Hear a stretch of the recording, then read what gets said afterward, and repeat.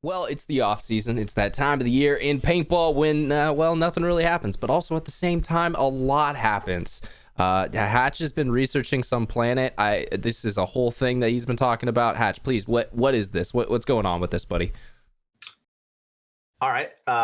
So you don't have to go into it fully because we're going to talk about it later. But like, yeah, doing a little bit of research. Give me the headline right now. Give me the top, the top hit. All right. So a week ago, city lights spotted on planet, different galaxy. So Jesus Christ, Hatch has been going on about this for an hour in the pre-show. So we're definitely going to get to that later. But what's up, guys? It's episode 78 of the podcast. I thought we'd start with that because well, he's definitely excited. From the sidelines, coming into your eardrums, we got our other host as well for you tonight, Brando Baird. What's going on, buddy? Hey, everyone. We're here also. I don't think I have a cool enough topic like that lined up. But you haven't been researching like space planets all week? No, I haven't been on my game, apparently. Come on, bro. I know. I'm sorry. Astronomy, astrology, I don't know. I don't get it. It's out there. It's not. It's no surgery, all right? It's no surgery. Same, but okay. different. Yeah, well, you don't really know what that is either, so I'm not going to take your credit on either of those. Before we jump into our lovely guest that we have on tonight, we got to talk about our sponsors, guys. Every week we got Liquid IV on the show. We appreciate them for keeping us hydrated. And yeah, ready to go. Just, at our all peak out at the field when it's nice and hot. Brandon's going to make one up as he does every week. Should I like speed run through this? Let's see how fast can we get them to do it. They've got all their great flavors over at liquidiv.com. You can head over there, get some more information about those. They got the sugar-free and sugar-full flavors. I guess that would be how you say that. But you can go check those out, liquidiv.com. Use promo code Mafia_Moffitt, and in that little of a time, you can make a Liquid IV. Bada bing, bada boom. We also got NECTR Energy. Head over to NECTR.energy. That is their website. You can go check out more information about them as well. We will talk about them more later in the show. But it's just this little energy pouch. It's going to keep you buzzed and ready to go on the road. I know Hatch loves using it when he's in his car. They got all their great flavors over at NECTR.energy. Use promo code MafiaProductions. Save yourself a little bit of money. And last but not least, we've got one that you're going to be familiar with. It's Wells Clothing, wellsclothing.com. You can head over there, go check out some of their apparel options they have available. They do a lot of like kind of smaller item stuff, so it's not like, it's not huge samples of stuff. It's like a little bit more quality. It's a little bit more smaller number. It's what is that? Small batch? Yeah, small batch. That'd be the right way to say that. I love the stuff that Scott and the boys are doing down there at Wells Clothing. So we're glad that we got them on the show. Head over there, use code FTS, save yourself a couple dollars over there when you're picking something up from Wells Clothing. All right. Well, we did it. Got through all three of our sponsors. That was a pretty good read. Yeah. What flavor Liquid IV did you go with, Brando? I gotta ask that. Oh, today I went with lemon lime. My guy, that's a great choice. Good job over there. It's ice cold. That is just so good. It's such a great flavor. It's crispy, refreshing. All right, well, let's move on from this, boys. Let's bring in our guest for the night. We got a wonderful host who's also located down in Texas. His real name is Josh. I've never called him that once in his life. So what's up, Yosh? How you doing? Yosh Designs. Welcome him on into the show. Got to give him his ham horn, his round of applause. Yeah. Air horn. Yeah. No, I'm doing great, man. Feeling pretty good and happy to be here. Well, hell yeah, man. I know it's a little late. It's a little late out there. You're getting towards your bedtime. Yeah. Yes, I should be in bed in like the next 10-15 minutes, but I'm willing to stay up. God, you're getting old, man. I mean, what have you? Stay up all night, the night owl type stuff, but yeah. Exactly, man. It's taking a toll on me. Paintball takes it out of you, especially with your new job, man. I mean, let's talk through that a little bit. I mean, everyone's probably seen it by now, the stuff on Instagram, but you've taken a position with it's Core Outdoors. That's the actual Correct. Like media or group name, I guess. But yeah, talk through some of the brands that they own. Yeah, so Core Outdoors, the parent company. They're the ones that basically underneath Core is GI, JT, Hitman, V-Force, Empire, Spider. Those are the main brands. Yeah, so there's quite a bit. They're pretty much like a ginormous paintball industry company. They kind of run everything, so to speak. But yeah, I got offered that job back in early December. I was doing contract work for them all of last year. And then, so about beginning of January, late December, I started taking over their socials. And I mean, I'm sure you've seen their social media is definitely taken off. Sure. But yeah, so I'm handling all of that across so all 4 of the top brands like Titman, Empire, GI, and JT across Facebook, Instagram, TikTok, YouTube, and as of last week, well, actually just as of the last of a couple days, I started taking over the GI Sports Europe page, and so Nice. So doing working with the Europe was. So at the current moment, it's a lot of like social media management type stuff. Is that the position you're in, or what is? So it's actually like a multifaceted position, so to speak. There's one part where it's like social media management. There's the other part of doing like the videography, content creation, which is kind of like what a lot of people know me for. And then I'm also doing graphic designing as well. I was gonna ask that at one point too. Okay, yeah. So I'm doing some of their graphics already. I'm doing some of their commercials and stuff, and then also just handling their social media. So nice. Quite a bit. Speaking of graphics, do you recognize the one that's behind Brando? You see that one over on his side? That's the one that I created for the for the t-shirt design. There you go. Yeah. Staffers don't get stabbed. It's available now. xxvthelabel.com. Head over there. But yeah, you can go pick one up over there. Oh, y'all actually got it. Y'all got it printed and everything. Nice. Yeah, dude. we finally got it everything in order. We wanted to do it for World Cup, but unfortunately with Michael having his injury and everything, it was just it was a lot going on. But hey, we finally got it out. Stabbers don't get stabbed. Go check it out over there. Yeah, I dig it, man. Dude, it was an awesome design. I had I remember I went to you, I was like, look, I have a loose idea, like some type of American traditional thing, and you're like, I got you. And I was like, let's go. It was so sick. Yeah, no, it came out really good. I was pretty happy about it. So yeah, man. So no, I think that's, a lot of people know you. I mean, you see Yosh Designs in your name. Some people may pick up on it, but I think a lot of people know you for your video work. But you also do, graphic design type stuff. Where did that start? Was that something you did originally, or was that something you kind of picked up along the way? Great question. Yeah, so I actually started off doing videoing, and then eventually got into graphic designing, and which I actually went to school for. So I started kind of picking up on it and just dabbling with it a little bit, and then kind of realized I should probably try to get the fundamentals behind it, at least have a stepping stone, so to speak. So I went to school for that, just got an associate's degree in graphic designing, and then with that it also helped me out with videoing and stuff, because in that school, I was also able to learn some of the basics behind video production and how to handle some of the programs and stuff. So it's I already had a good understanding, but it just kind of gave me those tools to officially work with and to really understand. So it's kind of where it came from. Yeah, no, and it's nice to get that start, especially for video editing software, because I remember, freshman year of high school, I think that was the first time I had a class that actually was hey, here's how you use the cut tool, and this is how you export things. And it's annoying at first because you're well, I want to do the big stuff, but now that I look back at it and hearing everyone tell me about their experiences of first starting to edit, I'm all right, I'm kind of, shout out Mr. Barnholt, thank you for for getting all those in, because it definitely is, it's like anything else. It's very daunting when you first are oh shit, I open it up, there's 40 buttons on the side. Dude. There's a whole bunch of different panels. I don't know what any of them do. That's me with DaVinci right now. If I ever try to open up Resolve, I'm what the fuck am I looking at? I don't get this. Yeah, everyone's been going to DaVinci lately. I've been hearing. I hear it's the next step. I'm still on the Premiere Pro, Adobe thing. I think it's just because I'm comfortable with it. I know how to operate it, but I do feel DaVinci it definitely has its perks, especially if you're into color editing. If that's your stuff, DaVinci is a lot easier than Premiere. What I heard. We are going hardcore fucking film shit off the rip, which I love. But no, I think my end goal eventually is I want to still edit in Premiere and then learn how to color in DaVinci, because I think it really is better on that side.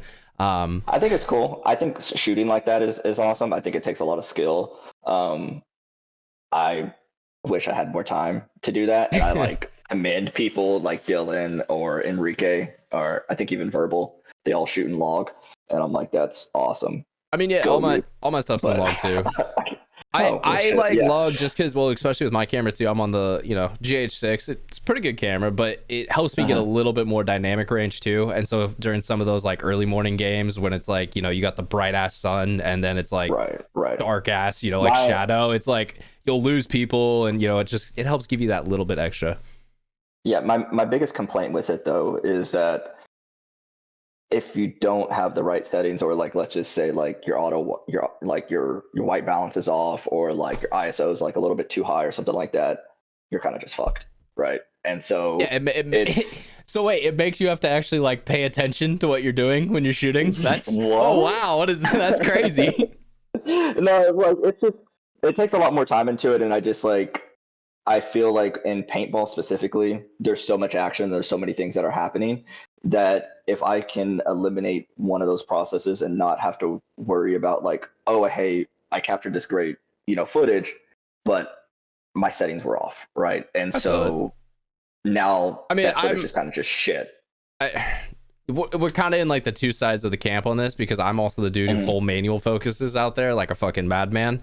That's fucking Marcos Baradas, if you know that photographer, and he's like a firm. Okay, yeah, he used to be really big in the NXL. He was like on the NXL media team and stuff, but a phenomenal like photographer, but just real old school, like loves film, loves manual focus, will die by it, like is only shooting on primes, like that's like his thing. I'm not that crazy, but because my first camera just had really shitty autofocus, so it's one of those things. It's like, well, I guess I'll have to learn how to like get good at pulling focus, and now it's just kind of stuck with me. But if you're doing manual focused and with paintball, with how like fast things are going, like that's pretty fucking difficult.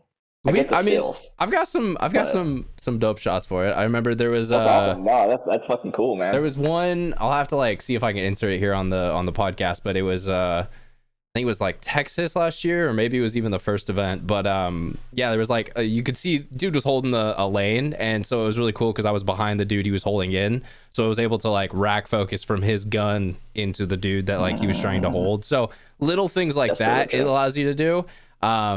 I wish I was like more, knew better what I was doing, how to like switch shit over super fast. Because that's the thing with these cameras. There are like, you can put everything on a single button. So it's like, it'll change 4 or 5 different settings with a button press, but it takes it's like remarkable. 30 minutes trying to set all that up. And, I'm just lazy sometimes, I'll get shot up on the field, but I don't want to like spend more time looking at my camera. But you were talking about like standing behind the camera, and like it reminded me of do y'all follow that James? I think his name's James Media up in James D? Canada. Yeah. Right. James D. Yeah, dude's a psychopath. That dude is a fucking madman. Like, I think we talked about it last time you were on as well. But it's like, dude, he's ridiculous. Like I'll get lit the fuck up. Sickest angles. Yeah, absolutely. Like he is fucking kills it. But I was talking to him a little bit at Cup, and like, okay, for example, like I think you said you have the GH7. GH6, yeah. GH6, yeah. So, and then I have like an A7 IV. So these are like very expensive cameras.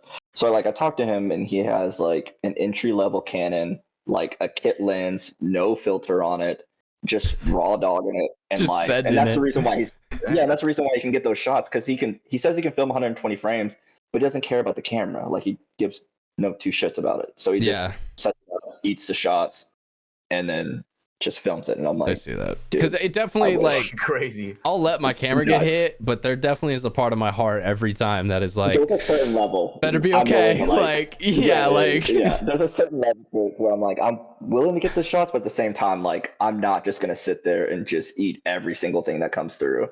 And that dude, I mean, it definitely depends on like time of day too. Like in the morning, I get out of there. Like first match of the day, I suck. I'm gonna be fully honest. Like I just don't want to get hit. I'm like, I'm waking up still. It's 7 a.m. What the fuck are we doing? But then after that, it gets easier to take them. The field, you just like see James just like eating everything. He's just like wants to feel something in his life, He wants to feel something. Yeah, that's essentially I think what he's trying to do. Another thing that I think is kind of funny, because it's a perspective only we have on the game, but I think the conversations that media have on the sidelines are some of the most like, that's my favorite part of being in it. Honestly, it's just the random fucking like things you'll hear as you're trying to get a shot, or you're just walking, around trying to get to the other side or some shit. Yeah, between that and like shooting the shit with the refs is probably some of my for sure funnest times, because it's just, I mean, obviously it's like a very serious game, and there's like a lot on the line.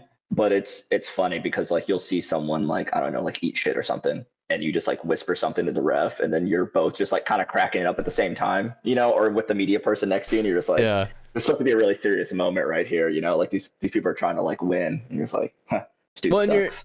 Like, I mean, I will say, I feel like we all hold it in at least. Like, we're not outwardly busting a gut on the side, Yeah. but yeah, there's definitely enough. times I've been like chuckling under my mask, like Jesus, like, damn, bro. Yeah, there's been times where I'm like recording, I'll have to like go back and like it sometimes will ruin a clip because I'm like shooting the shit with someone else and they're just like talking up, and I'm like, as much as that was really fucking funny, I'm like, kind of fucked that one up. I'm like, gonna it is what it is. I'm gonna have to cut is what it is. audio. This is gonna be a slow-mo only clip. When you get shot in the throat, Ryan. Yeah, Yes. yeah. I It's mean, like- I guess it's we'll like- talk about that. Sam Malville Dude. does like a mediocre slide, but the thing is that made the clip fucking funny is that it just shot you right in the throat. It's like, Dude, don't It give a was shit about the slide in the so grand scheme of things. It fucking was so random. funny. And I It think was so random. so. One of the things I was gonna say about it, Will texted me when you reposted it the other day. The thing Yeah. that doesn't get picked up in your mic is how loud it was when it hit me. Because like Right, the right. whole Yeah, 'cause my sideline mic was was like, turned, what like, the towards hell? him. Like, Yeah. who just got hit? And meanwhile, my Adam's apple is like, like it fucking startled me, shots. bro. Yeah, Like, because it took me a second because like I heard you yell or like yelp, and then I was like, that's what it was. and then, Yeah. yeah, and then I like turned the camera, and I'm like, oh shit, like he got fucking nailed in the throat, like out of all the people, and there was like a group of us right there. Oh yeah, like it 4 was or 5. packed. Yeah. It was completely just random draw, and Right you in the just got neck. sniped. Oh, that's You the got thing. sniped Sam out, could dude. never hit that shot if he tried it. Like, it was one Yeah. of those. Like, it was just freaking wrong place, wrong time type moment. But That yeah. that reminds me of when I think we were both on the World Cup. It was World Cup or some one of those events. But anyways, so we were next. No, it's the one that you were shooting for Hormesis. And so we were next to each other, and you were like, "Hey, like let's stay together. Like we're gonna just deal Oh, with this. Like if the paint comes in, like we'll be Yeah. together." And I'm like, "Fuck yeah, dude! Like we're ride or die, man. Like Yeah. I got you." Love that As shit. soon as that fucking ball came, I dipped, and I looked back and Oh. Ron was by this lane, and he's like, and I'm like, oh no, like I'm out of here. Like, Because so I gotta tell you my perspective a little bit on this, because I had a tripod, so I had a tripod and a heavy ass setup, so I really couldn't you weren't move. moving. There was no Yeah. moving, so I was like, "Yo, ride or die at this point. Let's go, bro." Right. Me and you, fist bump, and I was like, "Hell yeah, we're gonna do this Yeah. shit." I get set up, I start taking paint. I look around. This man is nowhere to be seen, and I'm Dude, like, all the fucking "This handhelds, motherfucker." Dude, I forgot about that. That was Yeah. goddamn. I think No, you made it fucking up good for me by times. getting like a super dope shot of me rocking the camera that Yeah. event, and I was For like, sure, all right, for sure. Right. we're chill yeah. now, yo. But- Yeah, like it's all good. Yeah. But I dipped hard. I was like, Damn. I don't want to deal with this. Yeah. No, those Oh, moments man. are great. Yeah, they All right, always let's bring in Brando, Hatch. One of you guys got a question for the boy? All right, so I got one. All right, so I guess this is for both of you guys, but mostly, all right, Yosh. So what's something that you see since you've been in the filming industry for paintball for a while now? What's Yeah, like the, a dead giveaway that you see? Paintball adult film industry. Yep. Right, exactly. something like that. What's like what a was the dead question, though? giveaway? What's like a dead giveaway that you see where you're like, oh, this is about to be sick. Let me line it up. You can tell a lot from a person's like demeanor. And I'll be blatantly obvious if someone doesn't really look, quote unquote ag. Typically, they're probably going to do something a little bit goofy. Okay. It just kind of goes with like how they're dressed, how they're like acting out there, and this goes from like divisionals to like your local stuff and everything. It's that extra swagger you got. Exactly. Like you see the people that are more swaggy, you're like, okay, well, they're going to just be like, they'll make a really dope dive or something like that. But if they're looking a little goofy out there, I tend to kind of just like follow them because I know they're either going to like, load That's with the wrong core hand. sample that's waiting to happen, or Yeah, like, yeah, the the gun core drop, sample. or yeah.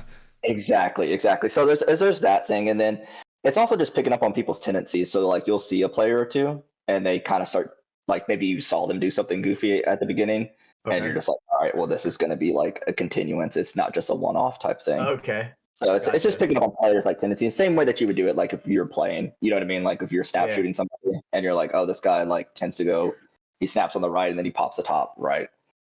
Same demeanor being assigned towards like the Gotcha, okay. side of it. It's just like, oh, this Um, person likes to do this. No, and Gotcha. Okay. I mean, breaking off that body language, that's a huge one for me. Because Yeah. like, especially the more that you watch it, dude, like some of the pro guys I have pretty well, just because it's been 3 or 4 years I've been filming them now. But like, I mean, Hatch and Brandon, I know when you guys want to move up. Like, it's that type of like, you can start to learn a player that well. It's like, I know when you're holding a lane versus when you're wrapping to try and go versus when you're just wrapping to try and like, what the fuck's over there? Like, there's all the different movements and like micro movements you guys have. I mean, yeah, I also, I know Hatch wants to go stab. So if there's an opportunity to stab, more often than not, he's going to take it. Like, he's not a scared player. Little things like that you'll start to pick up on. And especially the more you film someone, the more, you see those points. It's like anything, if you study a team hard enough, you'll start to figure out where they go off the break. Well, I mean, we do the same exact shit. It's just trying to, find a camera lane, not a, gun lane. Right. And you can pick up like on the kills and stuff too, right? So like a lot of teams, they'll have just a regular like 44 or like kill 4, whatever the case may be.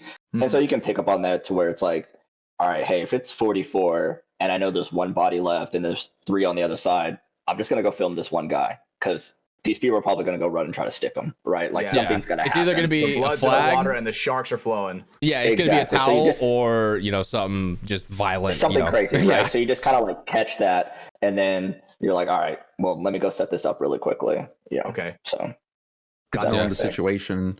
No, and you definitely like another thing off that, like and it's one of the reasons why I like filming pro, honestly. It's pro or semi-pro to a certain extent, but lower divisional paintball, it's just so not random, but like the moves don't happen as fast and or stuff doesn't get picked up. So like he was just saying there, if you hear a pro team call 44, all right, 4 kills, like, or 4 kills, 4 bodies, everyone kind of knows what's up there. Whereas like divisional team might still think it's 5 up, they might still be holding a bunker of a guy who's already walked off, but they didn't see him walk off and, no one called that kill. So now it's just, they think it's still, a 5v5. It's like little things like that aren't as perfect. So filming it gets more dangerous because you can't rely on them to know. Like, look, when a pro team clears the snake side, I know I'm no longer going to get shot on the snake side because I know that they called that and they know no bodies are there unless we hear a call or like, they made a god like snake move and a guy sneaks out or something, Yeah. Like they're able to predict where people are a little better. So you're able to also be a little more safe because you're like, okay, you probably aren't going to shoot here. There's a very low chance that I'm going to get hit right now filming this shot. One thing I will say about, I mean, I'm not a filmster myself like y'all, but one thing I will say about that I've noticed hold up. Can you break that? What is a filmster, my guy? Can you break that one down? Boy, you guys are the filmsters, and I'm just a playster. Is it like a hipster and a filmer like together? Like what's that word coming from? It's like the cool version of like the content creator that instead of using the content creator, that's just too basic now. Hatch's dictionary of words that he does well. Right. I feel like if I called someone a filmster, they'd be like, oh damn, okay. But content creator, that's overplayed now. That's overplayed. Yeah, I create art. I don't create content. All right. There you go. That's kind of what I'm talking about. Okay, I got you. Yeah, exactly. That's exactly what a filmster was. Thank you. I'm glad we broke this down. But I feel like when it comes to divisional teams, dude, sometimes, bro, I've seen the craziest fucking routes being ran and they make it. Because obviously it's because they don't have their lanes, right? Like they're not as disciplined. They haven't practiced as much. It's literally the wild, wild west, right? Exactly. It's almost like day one on fucking every day that they play. You know what I mean? Where you're like on day one on the layout, where you're just like, hey, let's try some stuff, and they're like, hey, we're at the event. I think I could do this, and they just fucking send it. It's Sunday, like we're fucking going. It's like, wait, what? Okay. All the way to the 50 snake all day, but I think I could do it. the 50 off the break, like you'll see an Axel do that every once in a while in pro, but it's like you don't see it very often.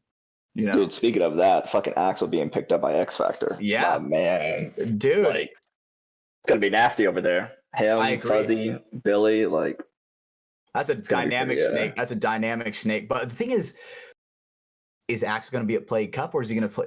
Is that like his thing? Is that his contract where it's like, all right, you got me for 4 events, I don't even. Cup. Yeah, I'm gonna play with Tauntauns. Yeah, but even, I mean, as much as he would be a huge asset, like they at least have a Billy. They did. I don't know too much about Tim and Ryan. I mean, I've seen them play, but I don't really like follow them religiously.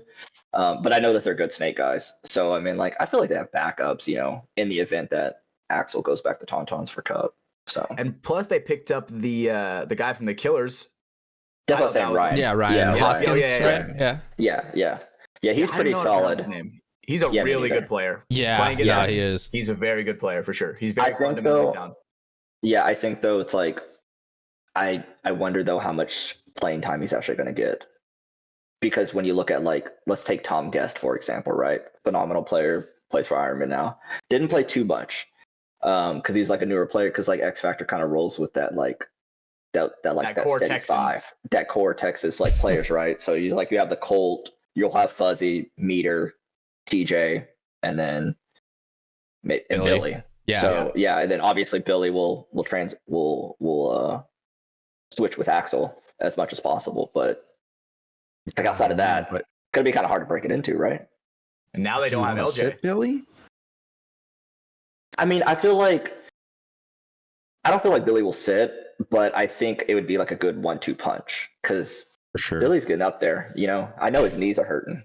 A good solution for this, we just go back to traditional X-ball, and that way everyone on the team will have to get reps. 15 minutes, dude. 20-minute halves. Let's fucking go, boys. Like, Yeah. Hear me out. Hear me out. okay, I'm listening. Hear me out. What if we use, like, instead of these blow up bunkers that are hard, cost a lot of money and everything, what if we use nature, right? And maybe So we go into What's the the woods. best nature around? Oh, some trees. Trees are everywhere. That's true. know? Yeah. All right. And maybe we Maybe we make the find a teams little- bigger. Maybe we go back to like a 10-man size roughly or something like that. Now everyone's getting playing time. Everyone's getting playing That's what time. I'm saying. And you know what? Let's throw this even crazier. Random idea. Let's all use old markers. It'll be like a throwback like event, shit. So like we're all out there with 12-gram stock class markers, just really Keep the cost throwing down. it back to Right. 1988. Like, All the paint Goddamn. companies are just like Dude, flipping shit right now. that is, yeah, they're like, They're no, like, stop, how dare you bring no. this up? Like the worst Like, we need idea more anyone's paint. ever had Right. to sell less paint. Well, Yeah. I can't. Man. Yeah, don't get any Trees. more shit started, Yosh. We don't need more drama over here. Yeah. But no, I was gonna say that is kind of a good segue because I've been freaking history pilled the last couple of days. I've been researching this Bob Long video. For reference, the note sheets for everyone. I think I've showed them a couple times. It's grown to many sticky notes at this point, so that's going great. We also got a couple pages of the script done, so we're starting to get that ready to go. I think I talked about this on the podcast, but I talked about it again. Sat down, interviewed Brando's dad about a bit of kind of the history and stuff. So pulled a couple of those interview clips into the script last night. So there's some good moments there with that. But yeah, no, I'm getting excited about that. Getting another one of those videos out. It's so much fucking work, and goddamn, it's one of those things that like you feel like you put a good 8 hours into the project, and then you like scroll through your Word document, and you're like, it's like maybe 20%. God damn it! Like I gotta fucking I have a write a whole question on bunch that. more still. Like it definitely is one of those things that you just gotta crank away a couple hours every day, and eventually something appears. I was gonna say, I have a question on that. Do you feel that documentaries are worth it? Like, From if I you're talking a purely monetization standpoint, no, they're 100% not. From a creative like fulfillment standpoint, for me, yes. Hell yeah. That's why I make them. The reason why I bring that up is because how like everyone likes to compare paintball to the F1 Netflix documentary Yeah. type thing, and it's like a lot of people think that that's what we should be doing, right? Mhm. But I wonder from a feasible standpoint if it's even possible with the current state that like I just want to I know where I stand on it because I don't think there's enough money or investment like even close to what would need to be done to capture something of that No, nature. I mean, I think But what's your thoughts on it? I'm trying to remember the official number. I've talked to Dan about this, Dan Napoli, and we're going to be having him on the show in February, so maybe we'll bring this up with him as well. Super good because he actually has experience with that. Yeah, because I mean, and that's one of the things we've kind of bonded over is like actually, understanding the entertainment side of everything, because it's a fickle and very numbers based business that's got to make money to make sense. And so that F1 documentary, I think every episode of that was, it was at least six figures. I want to say like $120,000 to $150,000 per episode, and then there was 6 or 8 in the first season. So that's $1 million investment on that show right there, and that's really not all that crazy for F1 because it's motherfucking F1, but like, who's pulling the milli out for us? Who's pulling and I'm not saying it has to be a milli, but a project like that takes time and money. Look at Iron Kids. Like, I think when people see Iron Kids, they're gonna be really. I don't think they're ready for it. They don't understand what it is. Iron Kids is I'm not ready for it. Is a feature length documentary. It is a Netflix level, like, is it, gonna be it could be on there type thing. It's gonna be similar to like the Best Kids in Texas kind of documentary. It's similar to that style, but it's hard to explain because I haven't worked on all sides of it, so I don't know everything. But the time I spent on it, there was a lot of money being invested into it, and to not just like blindly, not just throwing it, but invested into like smart people who know how to use that money very well. Right. And I also think that's why Dan is taking his time crafting it. Like, he wasn't just, all right, 6 months, we'll try to edit it and get it out and just ship it. He's taken almost a year and a half now, and it's getting there. Like, it's getting close, but like we were saying with, fucking think of the Bob Long video. It's like a 30-minute-ish long video. That'll kind of be what it is. Dude, it'll take me probably a good 2.5, 3 months of solid work on that. And now, blow that up 4 times in scale, filming across the country in different places with interviews with 18 different people for 2 hours long, each of them. Like, it takes so much time to refine all of that and get it all ready to go. But I do think when it's ready, I think it's going to be really fucking good, and people need to mark my words on that. Hopefully it does well too, because that's been like the problem I see like on a lot of good documentaries like that. Like, even if you take the Impact series, right, which I feel like was really solid back then, so good, but like it did well, but at the same time, like, it did well in our industry, not in the grand scheme of things. Well, fuck, dude. The guy who's done the best at branching out is Matt the Gym Rat. Matt's done the best job at understanding how to, people in paintball love paintball. How do I market that towards people who are not paintball players? Because at the end of the day, that's who's going to grow the game. Like, people already here, they're already here. Yeah. They're already lifers. They're already fucking addicted to this shit like we all are. We need fresh blood. We need to bring more people into this cult of paintball if we want it to keep growing. Yeah. That's what I was kind of saying. So it's like, if you look at like one of the Impact videos, like I think it got posted all on through PB Nation, right? Which, if you look back at their YouTube followers, I think it's like 250,000, which is phenomenal. Great number. It's a lot. Their views was about 100,000 per video. So it's like you're talking half of it, less than half, has actually watched it technically. I think the Impact series is also a little different too, because I think it was released in a couple different places. PB Nation, I think the majority of it though, right? I think it was a majority of it, but also PB Nation was a weird case too, because I think that channel has gotten bigger recently because it's just been around so long and there's so much content on there. And as more people like during COVID and stuff have been like trying to get interested in paintball or back into paintball. Because like I remember watching that channel when there was like 50K on it, back 2014, 2013. Because that's where a lot of Planet Eclipse would release a lot of their like old after fact videos and stuff that you'd have to pay for. But I was a broke little poor boy, so I would watch it on the PB Nation YouTube channel. Fan.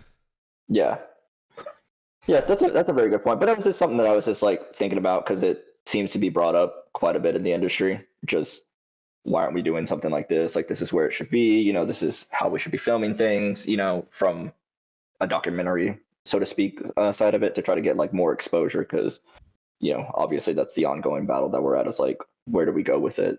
From a media standpoint, like, do we try to reach the TV thing that like Tom Cole's doing? Obviously the whole Olympics thing, that's out the window. So that's no more. I don't think we ever should have spent like money and time on that, to be honest. Like, I think that was kind of a pipe dream. I do say, on a good note, it formed the WNXL.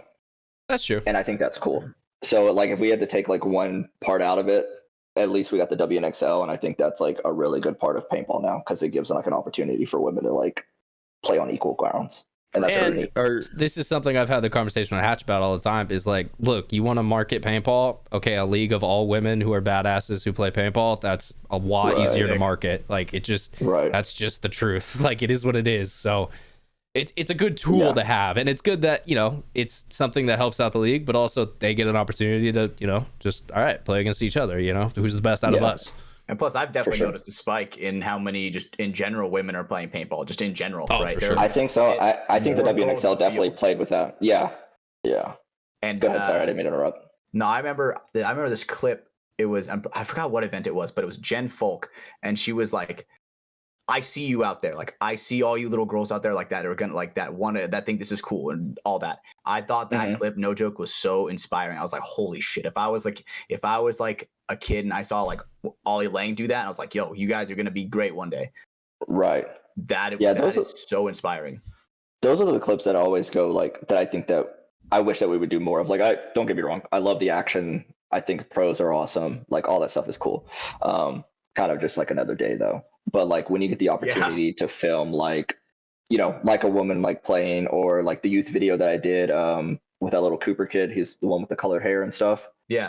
Cooper shot me out, bro. Like that. Did he really? I mean, it was a 3-on-1, and I was last in the overtime. But yes, Cooper shot me out. I think there's footage of it. I think you actually may have taken the footage. It was you or someone else, but I remember it was that back X. Yeah. No, Herb was on my team. He was in that line. It wasn't him. Oh, okay. Yeah. That's fair. It was probably definitely me then. But yeah, no, like doing stuff like that, I think is like, I feel like that's the future of paintball, to at least like to get out to a bigger audience, because it's like the youth, it's just the people that aren't shown all the time. I think is like a cool opportunity. I agree. When someone sees like a little kid out there being a badass, it's like, dude, if a little kid can do that, I can do that. Exactly. I needed to defend my honor that I also beat him in a 1-on-1 earlier in the day. So like, you know, it was even, you know, like, I got to get that in there. Like, you know, he shit on me, but I shit on him. So like, he's 7, but technically it's even. So, you know, I just had to get that in there. But yeah, no, like I feel like the youth movement definitely is like, I mean, because they're the people that are like their parents and stuff like that. They're the people that are investing into the sport, right? They're the ones that get the friends and everything. You know, it's like, for every well, for our audience, for every Evan Middleton, there's a Patrick Middleton. You know, there's a dude who's out there every weekend who's making sure he's there. He's got paint. He's got, you know, like, there's, you know.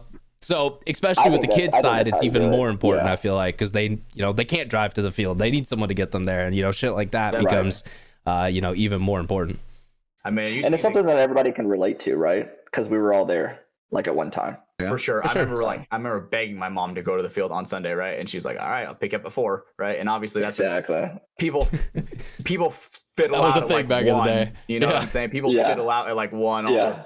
And then it's like, well, shit. Now I'm just like that annoying ass kid that's just asking about hanging out. You know? So I thought you meant 4 a.m. You meant 4 p.m. Like, Jesus. Oh no, I gotta do that. I gotta do that now as a fucking adult, bro, for practice. Holy shit. Yeah. But how far is your commute, Hatch? Just in case our podcast listeners haven't heard it. 3 hours. One way. Really? One way. Yeah. So 6 hours in a day.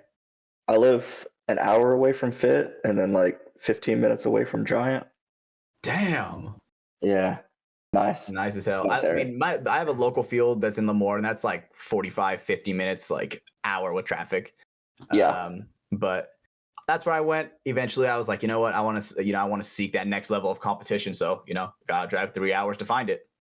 So what field do you play? I play at Capital Edge up in Sacramento. Okay. Yeah, but both these boys are on DMG. They're on the semi-pro team. Okay. Gotcha. Yep. Yeah. So are y'all coming back next year and like doing the whole thing? Absolutely. Oh yeah. Okay. Cool. Well, Brando, you're not doing the whole thing. Why don't you relax? Yeah, Brandon is not doing the whole thing. 4 out of the 5. Brandon's quitting on the team. No, I have the team's quitting on me. No. You're absolutely right, Brando. We can actually blame Tom Cole. We can blame Tom Cole. Who was the only fucker that voted? You're right. You're Give right. him the story real quick for your recap. All right, so go ahead, Rihanna. Go ahead. yeah, so so I'm getting married. We've been engaged for about 2 years now, over 2 years, and we set a date. We had a date last year, and it was a Tuesday, April 23rd, 2024, and we ended up moving it to that Friday just for people to come in, flying in, and we made invites and everything, like 2 different invites for 2 different dates, sent them out. Well, at World Cup, they released the NXL layout or the NXL schedule. Yeah, there we are. And it's Texas. It's the Dallas event that weekend. It's like, fuck. That sucks. We had this for over a year. God damn it. And the thing is, we had to take a vote, right? We had to take a vote. Yeah, so the team took a vote. This happened last week. Quick update, but this vote. And we had to take a vote on whether or not like we were gonna, as a team, go to the wedding or go to the event. Right. Obviously, competing for a pro spot, bro, you got to go to all 5 or you're wasting your fucking time. Yeah. So I was the only fucking guy that voted for the wedding, but obviously that's because I love my boy Brando. He's my best friend, and I want to be there for him. But the team made the right decision. Voted. The team made the right decision. Semi-pro. Yeah. Speaking of semi-pro, though, since Killers are gone, right? Because Todd's doing his whole thing with Aftershock. Yeah. And Blast Camp and Fit's gone. Do y'all feel like y'all have like a pretty good chance to like come up there since like some of the bigger guys are gone? The window's open. Because even newbies, right? Like newbies lost Damien. I don't know what if Carl's doing. I think he was saying that he doesn't know if he's going to play, and I feel like if he is going to play, he's going to play with Aftershock. It would make sense. That would be for sure. Yeah, like why wouldn't you? But yeah. So do y'all feel like y'all have a pretty good chance though? Absolutely. I think the window of opportunity, without a doubt, is now, and I think this is where you're going to start seeing a completely different style of paintball being played. Because obviously last year the one that was dominant was PB Fit's slow controlled game, right? And yeah. I think maybe this year damage paintball. You mean we got to call that damage paintball? Sorry, Joey. Just so you know, damage paintball. Damage paintball. Winning paintball. In Texas, it's like AC paintball because like that's how AC Dallas used to play. Yeah. So it was like they were like that kind of like slow, just very calculated. Well, AC Dallas became Fit, so that makes sense. Well, yeah, I'm the tail end, Dallas. Yeah, it was the original AC Dallas. Yeah, I know, I'm fucking with you. Yeah. Okay. Yeah. Well, yeah, I mean, so I guess, the other big thing, obviously, Aftershock tryout happened this past weekend. We know did you see some of the couple people who went to there. Yeah, it was some shocking names, I would say. Hatch, you had like the whole list. What? Yeah, shoot it. Let me hear the names. I was searching through the video and only got to see some of the names, so I'm curious. That's the spot I was at too. I was like, I couldn't tell, people in random gear and shit. Some, yeah. So. Nick Sloviak was there. I can confirm that one without a doubt, 100%. Todd Martinez also there. Can confirm that. Todd Adamson also there. Also there. All right. I saw Corey Hall there. Yeah, Corey Hall. Yeah. Corey Hall was there. Bunch of not too good with the level names, but obviously a lot of the level guys were there. Yeah, that was their makes sense. That was their old team. I saw Keith DeVitt was there. Keith DeVitt. He's semi-pro Vegas Golden Misfits. He's Marcelo's kid. Yeah. Yeah. Gotcha, so him, gotcha. Trent Nita, and I think it's not really Marcelo's kid. I don't want to put that out there. Right. But I think a lot of it is they're just trying to find guys that are like already like loyal with Die. I think that was like a lot. So I saw someone make a comment, but I never saw it in the video. But they said Ronnie D's on. And I looked at the video and I couldn't. I'll believe it when I see it. I'll believe it when I see it. Yeah, but someone commented on it. They were like, they tagged him, and I was like, I know Ronnie and like Nick and then they did that Midwest video beforehand. It was like Drew Templeton was there and like that stuff. Yeah, Dylan filmed that. They were like just practicing, getting reps in. Yeah. But it was tagged on the Aftershock video, and I was like, dude, I was searching like hard, and I'm like, I don't see Ronnie, but Ronnie's pretty recognizable too. Like he is a individual ag. But also people who are like Dylan, the guy filming it, he knows he's gonna be like, all right, let me keep some secrets for this little. That's what I'm saying, right? Like he's not gonna release everything. Yeah, absolutely. But I'm wondering though, like Dylan's smart. He did a great job teasing everybody. Honestly, Yes. like he showed people that are recognizable, and he definitely showed the backs of people. No In the one, Right. backs of people. Right. Definitely something I've But, done before. I feel like Ronnie though would be, if that's really the truth, like if someone did see him and like it makes sense because he is from Well, I the was going to Midwest, say it like Chicago this. area. I was going to say it like this. Ronnie, obviously him and Nick, they were there for Aftershock's final event. Mhm. That team becomes Houston Heat. The other thing, Ronnie grew up wanting to play for Aftershock. He grew up at, Right. what was it, Bad Boys Toys? Or there was some Badlands. Badlands. Yeah. That's what it was. I was getting Badlands, confused. yeah. He grew up playing at Badlands, looking up to Aftershock, being like, I want that jersey on my chest, and I want to go play for these guys. Right. Now he has an opportunity to. And not only that, Again. but his coach that he loves at Houston Heat is now going to Aftershock That's as what I'm well, saying. who also That's what was an I'm saying. Aftershock player Yeah. back in the day that he looked up to. Right. I'm just saying, yeah. I wouldn't hate him if he made that decision. That's all I'm going to say, Is he because it breaking just out of the makes Heat too much cult? sense. It's just breaking it's you know, it could be, but like if you saw those names, so let's just say like hypothetically, if you had Nick, Corey Hall, Ronnie Deason, like maybe Keith Devitt, I can't think of some other names that I saw there, but like that's a pretty fucking good line. I agree, and I They, think they have a chance. I think they had all the New England guys from the Ironmen. Well, so they had- it's like who's on the roster? Like you don't know. Like I mean, I love Todd. Like I think he's a very smart guy. I want to see the meme of like Todd. Aftershock, Yeah. they have a chance, and then it just shows the Dynasty Dragon. Well, like, It's like, it's like remember what happened like towards the end of the year. Like I have tons of film of them just getting stopped continuously. oh, Aftershock towards the So- end? Is that what you're saying? Yeah, towards the end. Yeah. So it's like, like, are they going to come I hated out and seeing be that. like super good? Yeah, it was rough. Or like, what are they going to do exactly? So that's what I'm saying. Like, they have a chance to like come out and just show the it's world. like, are they that going to be? the old Aftershock is back? Is it going to be like AC Diesel, like at the beginning of last year, where they drop a bunch of money on players, and then all of a sudden they go 0-4, Like one and Sunday. they're struggling Yeah. the entire season, right? Because obviously chemistry is a huge thing. It's chemistry, right? Yeah. Right, chemistry is number one. If you can't trust the guy next to you, dude, that is the lamest feeling ever. You're gonna get fucked up if you cannot trust the guy Yeah. next to you.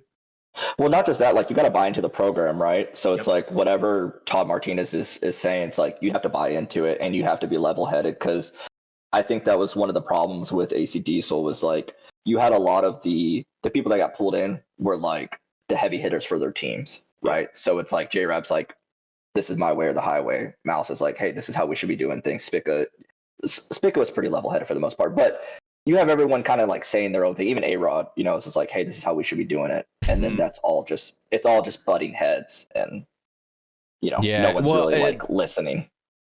Our time around Impact and stuff, like A-Rod is definitely a like, I want to play my way type guy, and A-Rod does not like me. Yeah.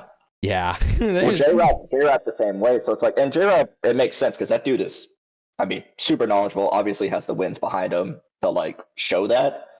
Well, But there comes a time and a place for everything, right? and I feel like it So- also comes for him since he's just been doing it since he was so young. It's kind of like, like same with Tyler Harmon. When There's you're- just that when you're innate built up with confidence the- there that it's like, look, I've been doing this my whole life. This is what I'd fucking do. I'm good at playing paintball. I know what we need to do to win. And he was great at it. I mean, you saw like how well they actually did when he was coaching it. When he was hurt. I think that was one of the events they went 2-2, I believe. Yeah. Good And record. barely. Dude knows what the fuck and he's barely doing. missed it. That's like finals semi-pro. Same. But oh fuck, what was my train of thought? It was gonna be good. It was gonna be good. Fuck me. Hold on. What were we talking about? J-Rab's. God, you got to get yourself a lockdown. tablet. You can Okay, write things down on it. So the thing is with J-Rab, right? Another thing that also makes him so good is he didn't start his career with the Russians, but that was when he went like he was going to Russia, buying into that program. Right. And when you're playing paintball with the Russians, dude, you're gonna be fundamentally like 10 out of 10 Dude. every single time. They're nuts, man. Like when they used to come out to because they used to come out to Texas quite a bit to actually practice, like the old AC Dallas. Mhm. And it's ridiculous like how disciplined and how just sound that they are on everything. Like even though I didn't understand anything that they're doing, but just like their playing style and how they would read and react. Because I'm like, I think Kirill was the only one that could actually speak like a decent amount of English at the time. Mhm. And but like you're just like blown away by it. They're just so fucking like dialed in. Like, it's on funny another because level. it really is just it's like it's such a stereotype of Russia. They are just so well machined. They are just like it. Yeah, I hate to say it, but that's literally what it is. Like, they are just like the Russians play like a freaking Russian team would. Like, I don't know, the USSR hockey team back in the day. Like, it is just discipline, you know, no nonsense hockey, you know, miracle on ice type of shit. Yeah. If we asked Kirill if his team could beat a grizzly bear, I guarantee they'd all say yes. Yes, yeah, they would. They'd That all whole buy scenario with into the it. bloodlusted grizzly bear, I think they would. I think they'd be fine. 100% Sergey could, like, for sure. Himself. Sergey's that fucking. Himself. Sergey's Yeah. putting it in a full Terrifying. Nelson, dude. Full, Yes. He's like, oh, all right, guys, everybody get your shots in, and then everybody else is going Just ham. holding it Right. up. Yeah. Yeah, that dude is terrifying. Like, I he agree. is so big. Yeah. I remember. Here's a little story with like my old team. We were like a DLX factory team. So we would pit for heat. And I remember when Sergey was on heat, my coach is like cleaning his gun. Sergey gets just fucked up that point, paints everywhere, right? So he's cleaning everything, hits the trigger, dude, shoots right into the barrel sock. Sergey's fucking face, dude, he is so pissed, right? And he's like, oh shit, like my bad. And he's like just breathing mad hard. And so he's cleaning the gun, KGB, come here. hits it again, hits the trigger again. Bro, hits the trigger again. Yo. Fucking shoots it in the barrel sock. This time breaks a hole in it. He's like, I am so sorry, dude. Cleans it, hits it again, bro. Shoots through the barrel sock into the fucking top of the tent in the pits. Dude, And your buddy's then fired. Fucking Sergey just goes, Suka, which means like fucker or something like Yeah, that. And like Suka grabs the brat, fucking baby. pulls played the gun enough out of his CS. hands, Jesus. and it just like Suka never brat. talk to him ever again. Oh, That's poor hilarious. dude. Yeah, So, no, Poor he guy. 100% called the KGB hit on him. So I am so surprised. Yeah. that look guy's out still for your alive. friend. Yeah.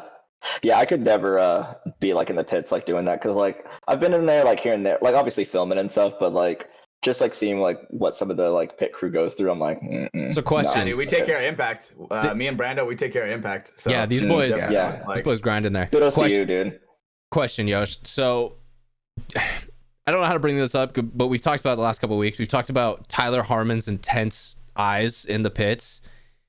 Does it scare you as well? Because it scares me whenever I have to like film him and then he looks through you. Like it's not at you. It's like a through you. Does that make sense? See, so I filmed. For There's GI definitely and some JT Sports, intimidation and in he's me. an HK team. Yeah, well, with him being HK, I try not to film him too much, to be quite honest. Okay. Yeah. So you don't So, understand I the got- looking through. I've gotten a glimpse of it. Like I think I did it like World Cup. I got like a little bit of his intensity. But I've seen the videos that like you've posted and like Rye have posted, and yeah, he's like looking into your soul.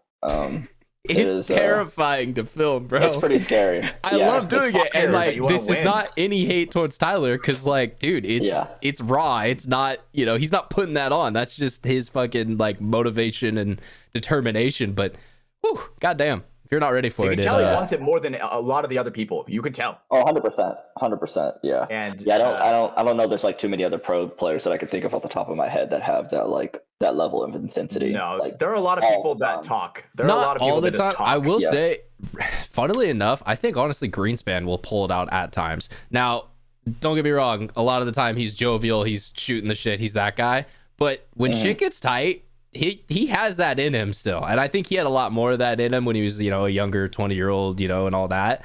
But there's definitely times where I'm like, okay, well, dude's kind of mad. He's gonna go, fuck someone up if he can. That's how I feel with like Colt Lucal with Fit.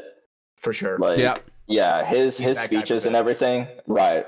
Like he could literally be like yelling at me and tell me like, like, hey, you're my girlfriend now, and I'm like, all right, dude. Like, I guess. Yeah. I guess I that's love you, Colt. girlfriend. Like, fuck, Where are man. we going?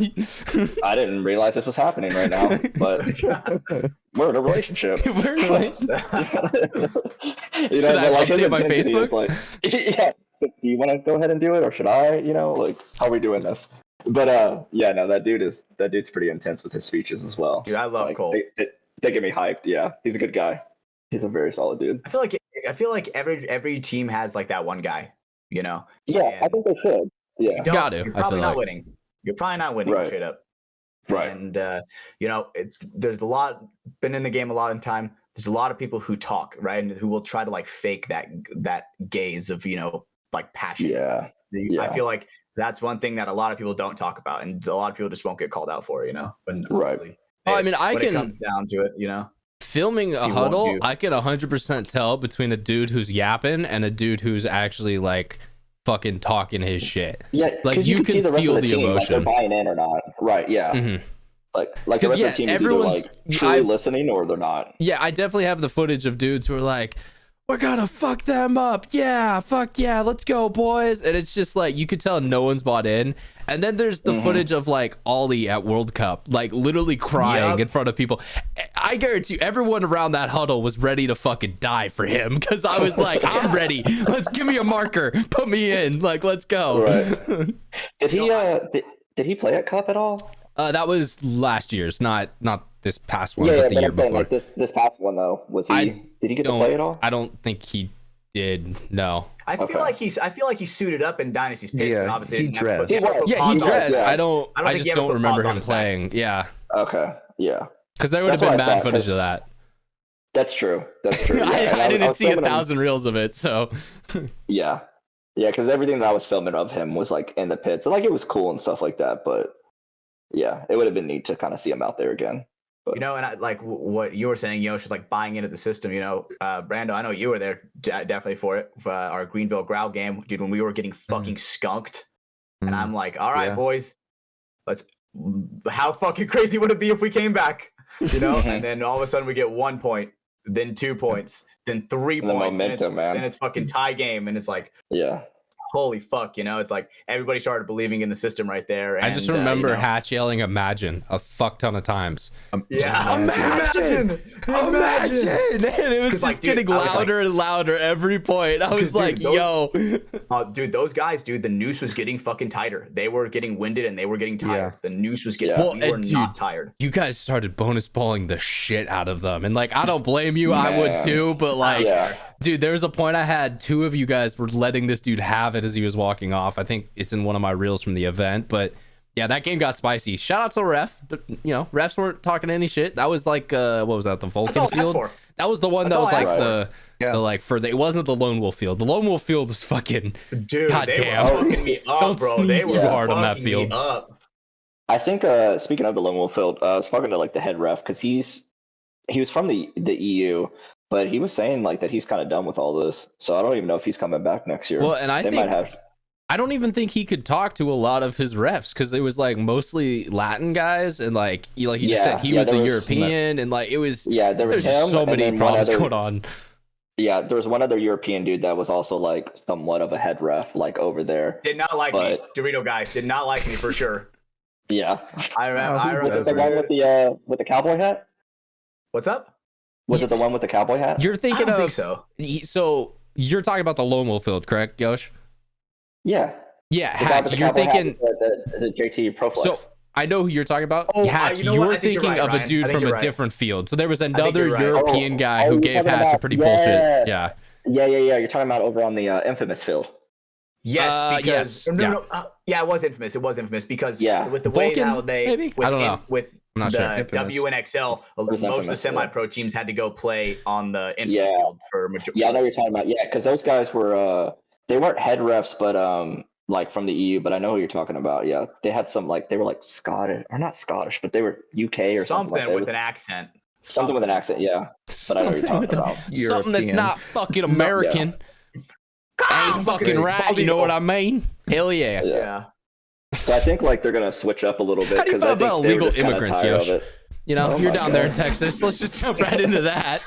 I mean, I'm half Puerto Rican, man. So All right, okay. So you're pro. All right, he supports him. He Yeah, supports him. yeah. Okay, Yeah, I'm good. Good to know. What were you gonna say, Oh, yeah. Brandon? I cut you off with that one. I don't know. I caught me off guard. I don't know. All right. Yeah, I don't know. Like next topic. No. Yeah, come on. That's why I called you. Let's go. We're waiting.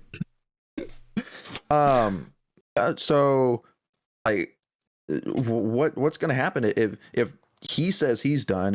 Are all the other UK refs saying that they're done too? Like, are they just done traveling over here and dealing with the bullshit? I think they're done. Exactly. I think they're done traveling and It's dealing a with the lot of bullshit. travel. Just because there was a lot of travel and there's so much and a lot of bullshit, a lot of controversy. And so I think from the way that he was describing it, he was just kind of fed up with it. So I would be surprised to see him again. I mean, I'm sure obviously they'll grab other head refs to like come down, but I don't know, man. I also feel like for World Cup, it kind of makes sense because, you know, you have teams from your area that are coming over. Maybe like it is a bigger event in general. It kind of, you know, it's at least it feels more worth it to spend international travel money. Dude, doing that to go to Chicago, like I don't. That doesn't seem. Punishment. Yeah, that doesn't seem like value worth to me. Like, yeah, Chicago was terrible. Well, and I like it for me because it's quick and easy to like travel to. Yeah, you guys, because you're. Yeah, I mean, it's like an hour and a half a flight. Exactly. Yeah, but every time I'm there, I'm like, this is just, I don't understand it. And the thing that's so hard is like, dude, the pressures of like a ref, dude. Obviously, like, so I've reffed like the local league over here. So, dude, sometimes I would have people that I call my fucking friends, calling me a fucking liar to my face just so they could try to get a call, right? I think it comes down to this too. It's like the refs have to be paid. They have to be paid more, and there has to be more rotation. Like, simply. Because it's just, you can't expect somebody to stand there for 8-10 hours of a day and get fucked up, get yelled at, and then get, you know, a couple $100 and then do it again for the next 3 or 4 days in a row. Like, that's fucking nuts, man. Like, you have to have a rotation to where it's like you're bringing in fresh refs from however they do it so that they can actually have a fucking break and like chill and like not get yelled at continuously. Like an AM PM crew, bro. If they had like an AM PM, 100%. Dude, that would you say that's that's too much good inhumane? Stuff? Oh God! I know. That's a dicey. That's an inside joke. That's an inside joke. Fair enough. But yeah, I do feel like though, like it sucks for the rest because they get the bad end of the stick, and everyone like 12 people cracking up right now. Yeah, and everyone hates them, but like, dude, that's like, it's the fucking toughest job. I could never, you know what I mean? I would never step into that spot. And the NXL refs, that's a different dragon than what like we do at our local league. You know, we do fucking Saturdays and Sundays. Dude, some like look at World Cup when you're playing on fucking Thursday. You're playing your matches on Thursday. You know, they're out there for an extra like 3 days. You know, just setting everything up and doing everything. Yeah, and then some of those refs are like going down into like even the lower divisionals and are having to deal with that shit and like all the shenanigans from like the youth and the young guns. Like, it's just, dude, that shit is wild. That is the wild west. And the parents, dude. Yeah. Oh my God. It was wild when I went over there. There were like people complaining, like Ahal's I think his wife, girlfriend, her name's slipping my mind right now, but phenomenal ref. And like I heard people just like talking shit on her. I'm like, Al, for people who don't know, he's the pro field head ref. Yes. Yeah. I cannot think of his girl's name, but anyways, so people are just like shitting on her, and I'm like, dude, this is hands down like, I remember she was getting grilled. Yeah, I was like, she shouldn't even be over here. She's like a semi-pro ref. Like, she's just over here. I don't even know why they fucking have her over here. Like, I didn't get that. But I'm just like, it sucks for stuff like that, because you see someone that's that caliber just getting grilled 24/7, and then these teams expect results. The grilling, dude, because people will say the fucking slimiest shit to try to get a point, even though they'll be in the right wrong. They will say the slimiest shit to get a reverse call. It's almost funny to me because like, so when they had the kids division, the parents are almost worse, man. Like, dude, I heard worse shit over there than like some D3 teams. Like, and don't get me wrong, like you'll definitely have some, you know, dudes who pop off in D3 trying to get shit to go their way, but like, dude, these parents care so goddamn much, which it's like, that's good, but also like not good. Like, I don't know. They have so much money invested, right, into their kids, so they're like paying all this $1,000 to fly there and all this shit, and then they're not even the ones who are performing. It's like, you know, there's that kind of and they have no comprehension of the rules. Like, it's just because like it's such a big rule, right? It's there's times where like I'll talk to Adam, which is like he's like one of the pro refs, and he'll explain them to me. I'm like, I've never even fucking heard of this, and I've been playing paintball since like the early 2000s, right? And I'm like, what are you talking about? So it's just such a big rule book. So it's like, how would they even understand it? But it sucks.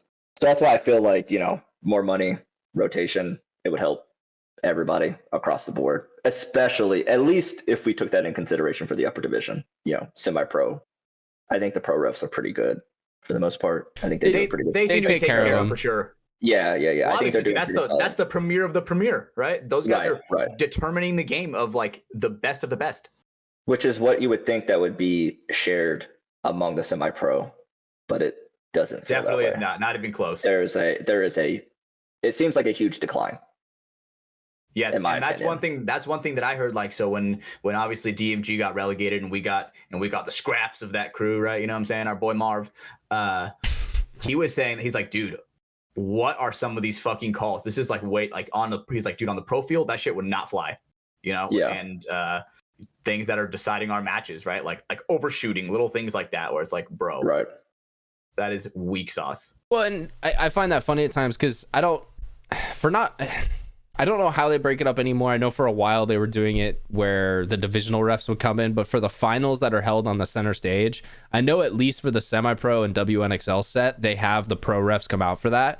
And dude, it's kind of funny to see like guys who aren't ready for that. Like you can kind of tell it's like they're used to playing with like really shitty refs all weekend, and then it's like, bro. Oh shit, these people are paying attention, and like there's laydown refs, and like I saw that with like Cheetahs and Vibe, and like Cheetahs, like, dude, they were getting penalties left and right. And I'm like, yo, they aren't ready for this. Yeah, it's way different, dude, because it's way easier to cheat when there's someone that doesn't really know like the tendencies of when you get shot, like what to do.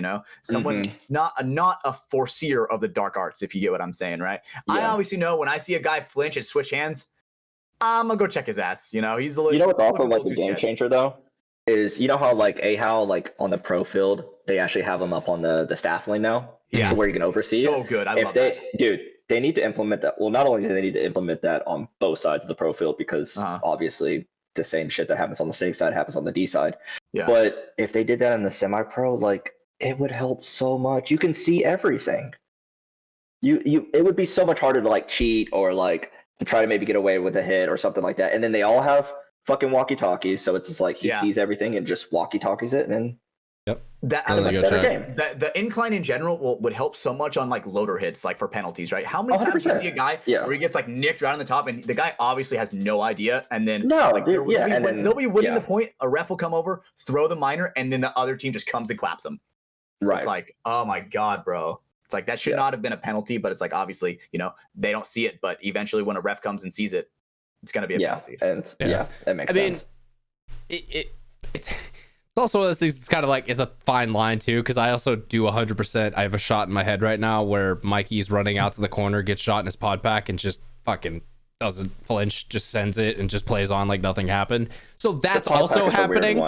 But is a weird one. It was one of those shots that you feel those, like, because there's the like if you hit the strap or something in the back, I can see how like you don't really get it, but anything in the side, I feel like you're still feeling that.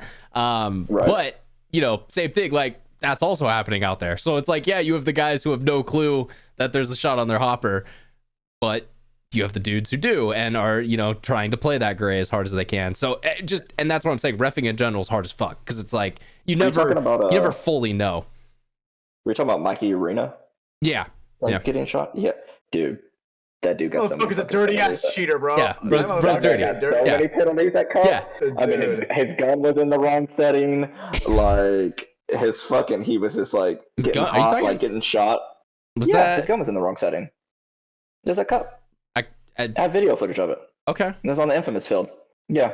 It was. You're talking about Damien. You're talking about Damien. Dude, that's who I'm. Because I was like, Mikey did not play on the infamous field, bro. What the fuck? And I also was thinking. He said until then. In my head, I was like, fucking Kyle fucked up his force. I was like, that's a. My bad. Yeah. I was like, that's a factory certified force. Yeah. Damien's terrible at getting penalties. That's what I meant. He's on the Iron Man. Everyone knows that. So yeah, he's gonna be getting a lot more of those. He's gonna be more spins on the Iron Man. Which, by the way, like I saw his little post, and I don't know, it made me chuckle, and maybe it was just because of the way I looked at it. But I think it was like HK posted it, and it was like why I left Dynasty, right? That was with Mikey Arena. Mikey, And like yeah. in my head, I'm like, shouldn't it be phrased why I left newbies? Because you're not wrong. Different person. Different person. Am I That was Mikey. wrong on that again?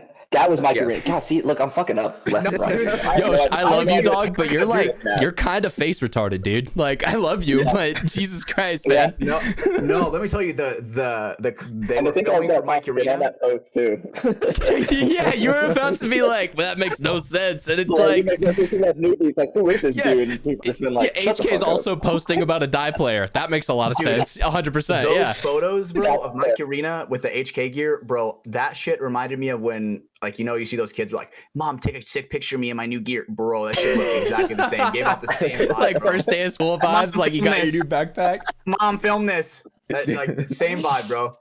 That is fucking funny. I sent him that Yeah. too. I was like, dude, this shit got me fucked up right now. But That's good he looked stuff. so funny in that. Good times. Good times. Yeah. So I'm glad I didn't dive further into that because that would make me look like Yeah, an idiot. I'm glad we stopped you. No, dude, We no, got let you me tell back don't here. Even, don't even trip, bro. There was a time where, no joke, I said J-Rab had a fucking. I said he had a condition with his eyes that made him a better paintball player. No And joke. And I said was like, this to Keith Brown. I was like, I said that to Keith Brown, bro. I was like dying on that sword, bro. And he goes, I don't think that's true, bro. Like, and He's I'm like, yeah, he's like, nah, I've played with him for a while. I don't it's think not his like I eyes can are fact fucked. check. There's not like a fact checker part of fucking paintball, bro. It's not like I can check that. You just hear That's there's hilarious. no Snopes article for this shit, you know? Yeah. No, so I I'm just believe going. it. I'm just going off of word of mouth from what I've heard through the Right. And most of it is bullshit. for sure. When I heard he has fucking differently shaped eyes that make him see wider, I was That's like, not "Oh." a thing, bro. So, That's That's so what easy to got- get you. That's what he got done over in Russia. yep, exactly. That's the machine. They surgery. literally made Yeah. him a machine. So you don't even got to worry, bro. I've embarrassed myself 10 times over. So you're go. That's Well, and hilarious. That's fucking hilarious. was it Matt or someone got Evan with these nuts way back in the day? I remember that being one of the more embarrassing moments of the early part of the show. Like the guest. It was got a him? really the guest got Evan. Definitely Matt the gym rat. I definitely remember. Dead yeah, old hitting him with- host who I've not seen in years. Shout out Evan Fernandez. But Brandon, I what saw him not that long ago. do you have another question for Yosh? I know you said you had a couple tonight. I wasn't sure how many. Yeah. One that wasn't answered. On Christian's podcast, actually, you mentioned that your mic'd up videos, when you mic'd up refs, have gotten heat. You've gotten heat for that. Yeah. Can Same, you brother. dive a little more into We know that? how you feel. Yeah. Amen, brother. Yeah. People don't a like it. controversy. Yeah. It's a controversy. It's like people like it, but people hate it at the same time. Oh no, the So- How dare fans these guys love it. having fun while being tortured. The fans Right. absolutely love it, but The fans love it, league it's the owners players. and players that are shit. not big fans. You know, every league owner besides like the USXBO, because with Greg Pauly was running it at the time before him and like took over. Because him and the guy that I mic up quite a bit, Pierce, they're like really good friends. So he loved it. Like he just thinks Pierce is just like a funny guy. Mhm. But it's like I get it from both sides. It's like I do feel like when someone is refed or when someone is mic'd up, they do tend to like do more. Like even like players, right? They're like, Oh, oh, for I'm sure. mic'd up. Like let me try to like make this dive or go stab this person. And the reffing, what ends up happening is like, oh, I'm more prone to throw a penalty on something that may have not should have been a penalty, right? So that was like the big controversy that a lot of people had an issue on was the reel that I posted where the kid he runs out, gets hit on his leg, Oh, dives it off, keeps running, I think, right? dives it off, and he throws a Yep. flag, which is like, to be fair, he did get hit. Playing on. Technically, it's playing on, but I was like, I can also see it from the other side where it's like he could have just called him out, right? But people are like, well, since he was mic'd up, that's the reason why he threw the flag. Like, and then it didn't really help as well because it was like afterwards he just like the banter that Oh, came yeah, with it, yeah, you know, yeah. like Yeah. tell him to like stop resisting and all this stuff, which was like fucking hilarious. Like that dude Pierce is a fucking Yeah. gold mine when it comes to like reffed up videos. Dude, But I've had other refs reach out to me and they're like, hey, I want to be mic'd up, but it's just I love to do like I'm 100% for it. I'm like, I'll fucking mic up whoever. Like I do not give a shit. But yeah, the league sometimes and then players start to get a little upset. I think the key though to it is just not to, and I think this kind of comes down to the editing as well, I guess, but it's like not to put everything in there and then also try to keep it as discreet as possible. Cause like I want to put as much content in there, but like let's say I took that first clip out, it probably wouldn't get as much heat, because people just be like, oh, like Definitely. he's just being a goofy ref and like just talking shit and whatever. Yeah, But I mean, and that's we what I were need, kind though. of That's the hook, line, sink, right? Like that's how you get the fucking views. It's just like boom, that brings it in, and then I'm monetizing, so trying to make money. Yeah, no, and we were kind of joking because we got a lot of feedback from the league owner for us. That's why we eventually stopped making the mic reffed up stuff. But the big stick. I want to. Let's do it again. No, but the big sticking point that kept happening was people were upset that refs knew the names of players, which for me was kind of nonsensical because we're all playing at this field every weekend. You're gonna know that dude's name. Like that. That doesn't mean they're biased. It just know. Oh, that's Evan. I know that's Evan. Evan got hit on the loader. Get the fuck out, Evan. Not just local refs in general, right? Like, yeah, that's why, if you want a completely unbiased system, it's not really going to happen if you're just pulling in the top team, like the pro team or the semi-pro team from that area to then ref. Like, right? Nobody that doesn't play paintball would ref. Like, nobody would come in and be like, 100%. I'm going to ref. It's like, that's why you see like the community. Yeah, that's why you see leagues like WCPPL does it, and then I know the USXPL does it now, where they'll bring in Hal, they'll bring in Adam, like Soma, and they bring in all these like head refs from like, or pro refs, and that's like the only way to be like not biased. But I mean, every local league can't afford that. That shit's expensive, to pay for flight, hotel, and their day fee and food. Like, the money just isn't there. And plus, it's like, I mean, I legitimately feel like the integrity in paintball is strong enough to where it's like there aren't people like blatantly throwing games as refs or anything like that. Oh, it happened back in the day. Don't get me wrong. Did it? It's definitely happened in our sport, but I wouldn't say it's happening as much on like a current level, and especially like a regional tournament level. Yeah, I think at the end of the day, it's these refs are trying to actually do their job, right? Like, yeah, you get tired. Yeah, you might know that person and stuff like that. And there are things that like swing that way because you might know someone, so you might let them get away with a little bit things. But at the very end of the day, they're still trying to be a good ref, right? They're still going to throw the penalty on you. They're still going to at least call you out and then not. If I know a guy cheats, I'm gonna watch him harder. Straight up. Yeah. If a guy ever sure that's biased. If a guy ever cheated me, I'm gonna watch him harder because he fucking knows the dark arts, bro. Right.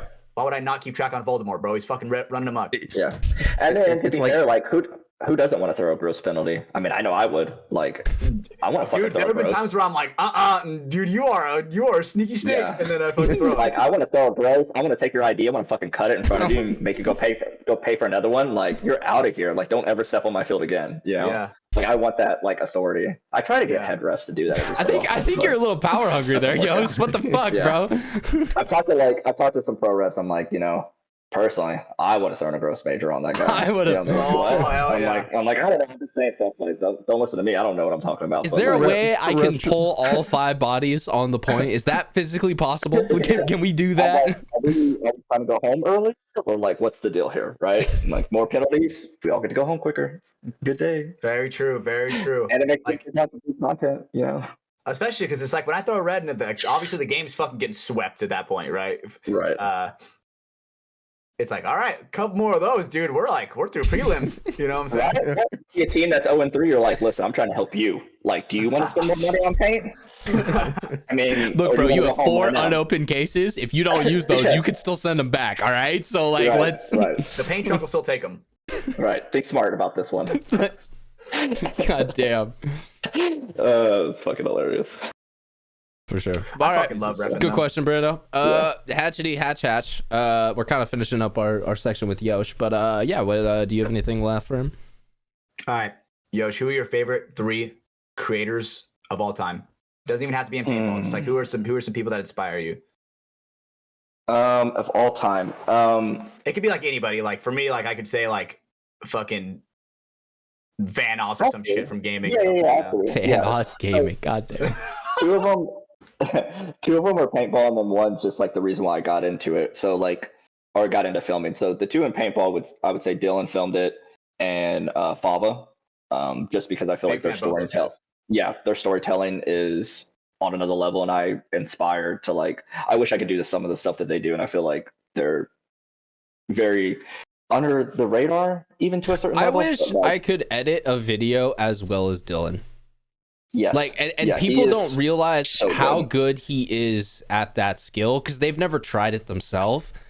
Well, even if you look at like him and even like Fava, for example, it's like no one really knows who Fava is, but I'm like, any Planet Eclipse documentary you've seen, Is Fava. the dude's fucking killed it. It's all George so, Fava. Like, it's all him. So it's like them two, and then the reason why I got into it was this guy named Clinton Lane, and he does more of like the festival EDM like filming, but he was like a good friend of mine, and like I started watching him and like seeing what he did, and then kind of inspired me to like want to get into like videography and stuff like that because he's like really good, and I still take like instances from him, like certain things that he does. Like he does this really dope it's like the whole time lapsing stuff, Like Okay. hyperlapses. the one where the hyperlapsing, yeah, that's what I meant to say. And he's like doing that full time. He's like fucking super good, but like if you've never seen a hyperlapse, it's I think fucking amazing. It's usually It's a so large amount of time-consuming. movement plus having a time lapse going at the same time. So it's like it's a very interesting look, but it, like you said, it's a very time consuming project. Like it's something that definitely takes a while. Yeah, so continue. Yeah, so like the principle of it is basically like you set up a camera, let's say like you're looking at like a building, right? And you take a photo and take a step, take a photo, take a step, take a photo, take a step, and you do that fucking 1,000 steps forward and 1,000 fucking steps backwards. And then you put it all into there, and that may give you like a 3-second clip. So I was it's just like about to say under 5 seconds for sure. dude, Well, you yeah, got to do huge frame time math. consuming. Yeah, huge time consuming thing. But it's something that's just like really remarkable. But it's in paintball, no one is doing that right now. But it's something that was like certain things that he does where I like look back into it and like how he does EDM like festival documentaries or filming. I'm like, I should try to take that and do that in paintball. Yeah. So I think, dude, hyperlapse would be hard because like the way it breaks down is 100%. there's most of us export in 24 frames a second. Not everyone, but I mean, I know I do, and I think a lot of other people do as well. So 24 photos to get a second of footage, and it's like got like a point sometimes. How are you going to be able to like track someone out to the corner doing that or something? Like it would be so hard. My thought process would be, or the way that I've always wanted to do it would have to be not necessarily in the game, but it have to be almost like a B-roll type shot. So it's like walking through the venue. Exactly. Like that's how it would have to be set up. If there was like a cool monument, like at the field or like at the venue, that would make it really epic. But maybe something towards the scoreboard might be kind of cool for like a B-roll type shot, similar type of vibe. But yeah. But you yes, can very time consuming. You can technically fake it by like doing a recording and then like speeding that up, but it just doesn't look as good. So like, it's when you do the photo, it's so much better, and you have more control over it too. So yeah. All right. Well, that was arty. Nice. I like that. That was Hell yeah. That was artistic. Yeah. Finishing my tangent, I was gonna say about Dylan. The thing I love about his videos, he's just very good at finding the story, whatever the story is, good. And it could be the So randomest thing, good. but that's not easy to do. People like I want to impress that on people. His videos, go fucking watch them and subscribe and give him more fucking fans because like and he he's fucking like deserves it. He's insanely fucking quick. Like for someone that's like that good and like that in depth in the editing, like he can fucking just knock it out. Like he did those it's nobody's aftershock business. reels in like the back of their like paint storage area in like a shipping container, and he was just knocked knocking it those out. I'm just like, We're still talking about Dylan, right? Yes, yeah. Dude, I mean, I liked the thing with like the drinking with Nick Sloviak. I thought that was pretty cool. I love it. I Yeah. thought that shit was sick. And, I feel like there is a lot of, not censorship in paintball, but dude, there are a lot of people who are definitely scared to say a lot of things, Because we have 3 different companies. If you upset those 3, you're done. You're no longer getting support in this industry. That's just what it is. So, there's definitely people who are like, I like working with Dye. I don't want to say anything bad about Dye. Or, the same thing with HK or Core. Like, there's not many options in this smaller industry. Yeah. Yeah, but I felt like he kept it. I felt like there were a lot of things that he kept pretty real about that. He was like, I like that about it. Yeah. From the Iron Man. I thought that was a great story. It's wild whenever you give somebody the freedom to film the way that they want to film and like be creative, like what they can actually produce. So good. That's been like one thing that I've been really like just to swing it full circle back with like core and stuff like that. It's one thing that I've like told them. I was like, hey, just give me a couple of months. Let me do the things that I want to do my way, and we'll see how it goes. You know, if it works out, great. Obviously, there's a certain way that they want to do things, but I'm like, just let me try to be as creative as possible and like give me free reign to like just try to produce the products that I want to produce, and we'll see the results. So, have you had any feedback on that? Oh, 100%. Yeah. So it's like there's obviously certain ways that they like to go about it. For the most part, I've been working. So my boss is John Dresser. He's the same guy that runs Paintball Retro. But for the most part, he's like, hey man, just you're doing great. I love everything you're doing. Just keep doing it. They have a certain narrative on how they want to put core in a certain limelight. Like obviously, like you want to be a good company. You want the company to look good. You don't want, someone cussing and like nah, man. Shit all the I time, think you honestly should like take take like the new JT line to like a strip club, bring it there and then just like get that footage. I think John will love that. Like, I think that'd be a great direction for the brand. Yeah. No, so dude, that's 2000s paintball, dude. That's that's how you're getting views. Well, that's how HK marketed back in the day. Yeah, just throw a beanie on a hot girl. There you go. Crazy, dude. I remember the Living Legends videos went fucking crazy. Dude, they literally had like a bikini contest at Living Legends back in the day. Shit was wild. Yeah. That is 100% like some HK shit right there. Like, I'm sure Mr. H would be all over it. Some cokehead field shit. Let's go. He's like, let's go. This is a great idea. But yeah, so for the most part, they're giving me kind of like creative reign. I am trying to stay within like a certain realm of just how I paint some of the stuff that they're looking for. But for the most part, they kind of just been letting me do my own thing, which has been good because things have been going really well. And I think the reason why they're doing that is just like you see the results, right? Like we see the more engagement, we see the like more views, there's more followers. Everything is like just been coming around from that. So it's kind of like, the bread's in the pudding, or the pudding's the bread, whatever that saying is. It's there. Dude, I'm horrible with sayings too, as Brandon knows. I try to say this one about a house and glass and stones, and I never get it right. Yeah. So, but yeah, something about being in glass houses, don't throw stones. I don't know. It's some quote like that. I always fuck it up. Yeah. Well, all right. No, and that is cool because I think that is one of the hardest things with making content is making content that you don't want to make. Like yes, you can do it. You can grind it. You can sit down and just get it done, but it's always going to be worse than the project that you actually are like motivated to do.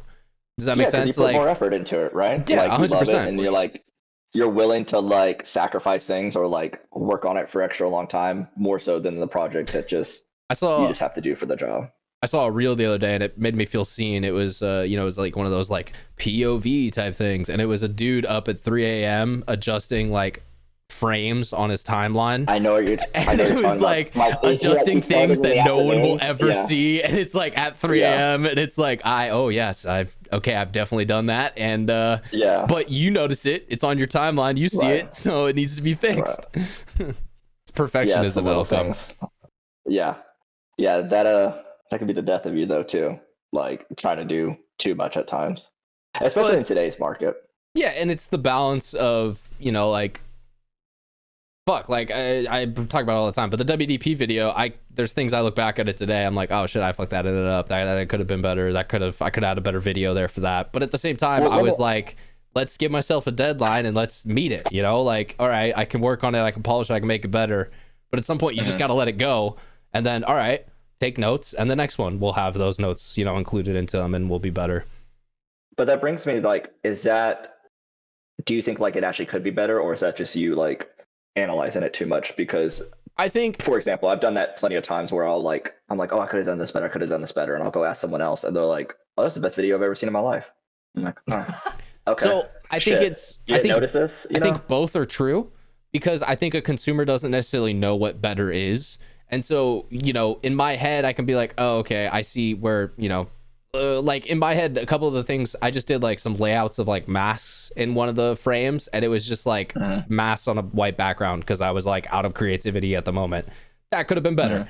Does that affect the video? No, but at the end of the day, it could be better, if that makes sense. So it's one of those things where it's like, and that's why I have that kind of deadline of like, all right, fix the things you want to fix, make it look good, but at the end of the day, like this has to be shipped at some point. You have to at some point say, all right, my hands are done, it's going out into the world, let's see how they like it. And people seem to like that video. So it obviously, you know, it was good. But at the end of the day, yes, there's always things I feel like with a critical eye, you can kind of look back on and be like, I could have done better there.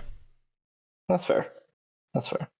I mean, it's like, I don't know, fucking ask any pro player how they feel after they like win a game. Half of them will be like, dude, we could have done better. Like they're, you know, fuck, like I feel like we were sloppy in this point. Like very few people who are, you know, I'm not even gonna say good at something, but want to be good at something, focus on just the like good positive things you did. It's good to take those into account and like, okay, yeah, you know, like fuck yeah, I had a, you know, 3 kill game. Let's fucking go. It was good shit.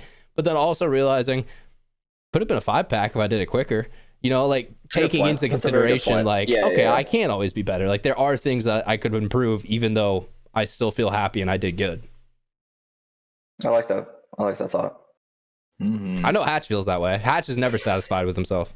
Oh God, why you put me on the spot like that? Tell me it's wrong though. Tell me it's wrong. You're definitely right. I think I'm the kind of guy where, dude, I get a disgusting taste in my mouth sometimes. You know, even after we will win the point, but it's like we did a sloppy, and I'm like, dude, why the fuck are you guys cheering?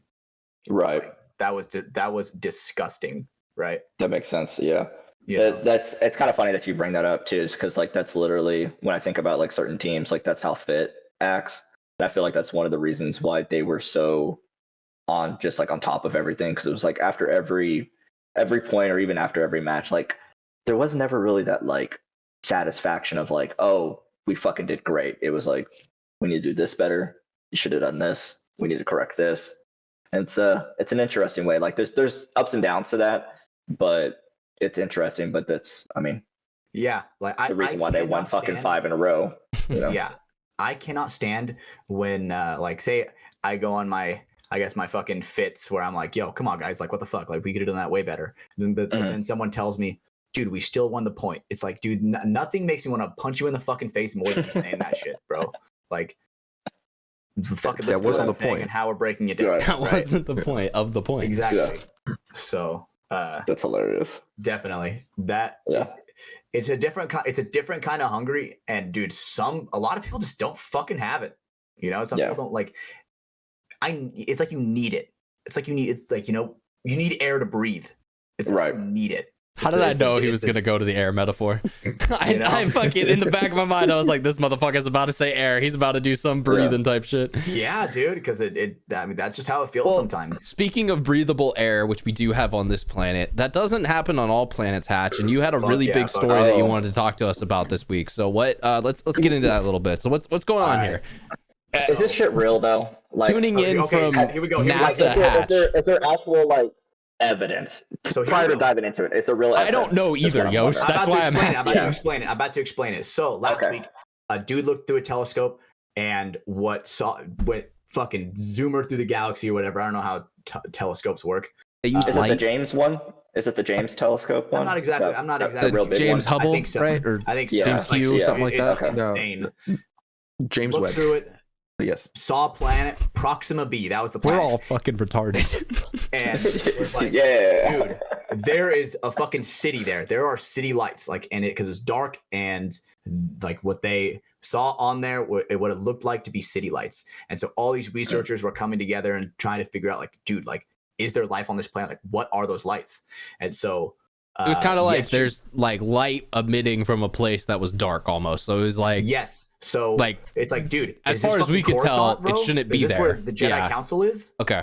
You know, like that's a lot of questions that people are raising. God, you're such a nerd, bro. And so it found out like 2 days ago. You ready for this? 2 days ago, they found out that it was actually a reflection off of the gases that overlaid the planet. That just made it look like city lights, but it was a. See, that's what I was gonna say. Yeah, I was like, there's no way that they would actually be able to see city lights. I don't feel like, at least. But what do I know? I'm not a fucking scientist. I mean, some. I'm over here like, they can't fucking do that. They don't know what they're talking about. They can't do that. Yes, please tell us more, camera boy, what they can do with, fucking telescopes. My camera, it never looked like that. So I'll tell you what. I'm calling bullshit. Yeah. What kind of lens do they have on that motherfucker? It makes me think, bro, like, dude, is there the fucking planet of the Jedi Council? Are there, like, what? Are we even able to, would we even be able to see these beings?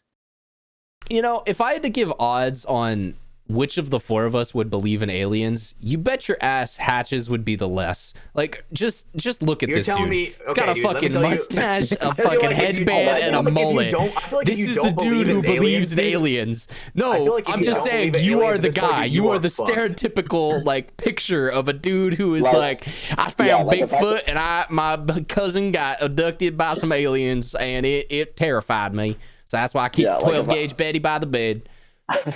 If I came on here and you had like a tinfoil hat, like I would 100% just believe you and be like, See, "Yo, he no, wouldn't that's- even that's question. dude." He'd be like, yeah, it's Hatch. Yeah, All I right. like, no, I got it.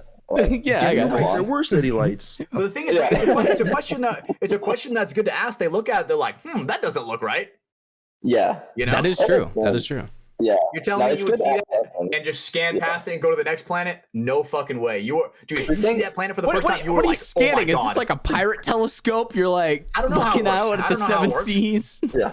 I don't know how The it thing works. that is interesting though is like how we're looking at those type of planets, but then we like, what is it? We haven't even discovered like more. We haven't than dis- 5% the of our- bro. of our Yeah, the things. Marianas Trench. Like, I think they've sent very little amount of things down there, like a couple We know more submarines, about but space that's than about we it. do with like the bottom of the ocean. We know way Which more is about space, nuts. It's nuts.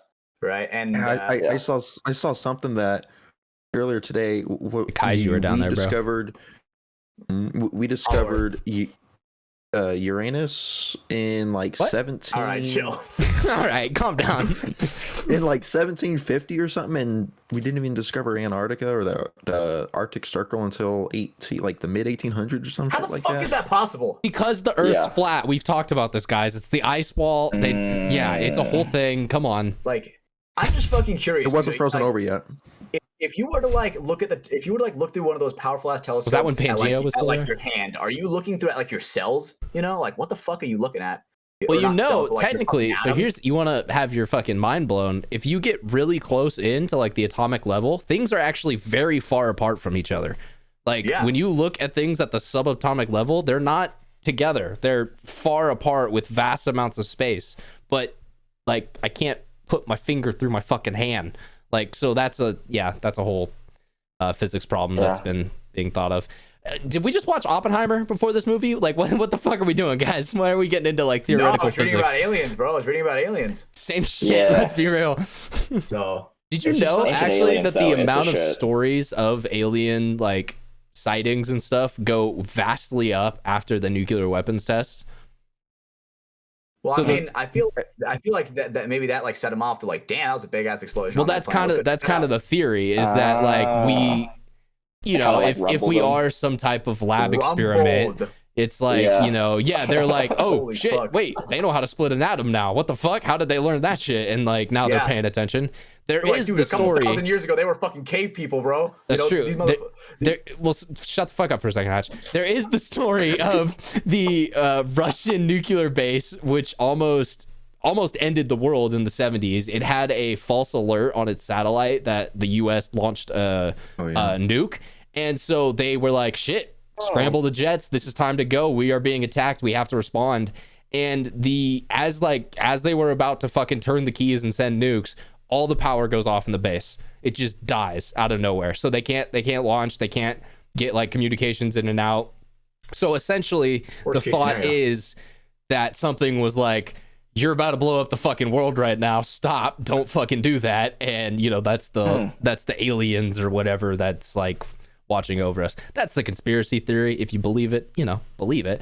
But yeah, that's at least the telling I've heard of it. You know, one thing that's pretty crazy that happened with aliens, I'm pretty sure I might have told us before, but there was like they were reading the script of War of the Worlds over the radio back in the day, right? Oh, like yeah. in like the George Orwell, the 60s yeah. or some shit, right? Yeah.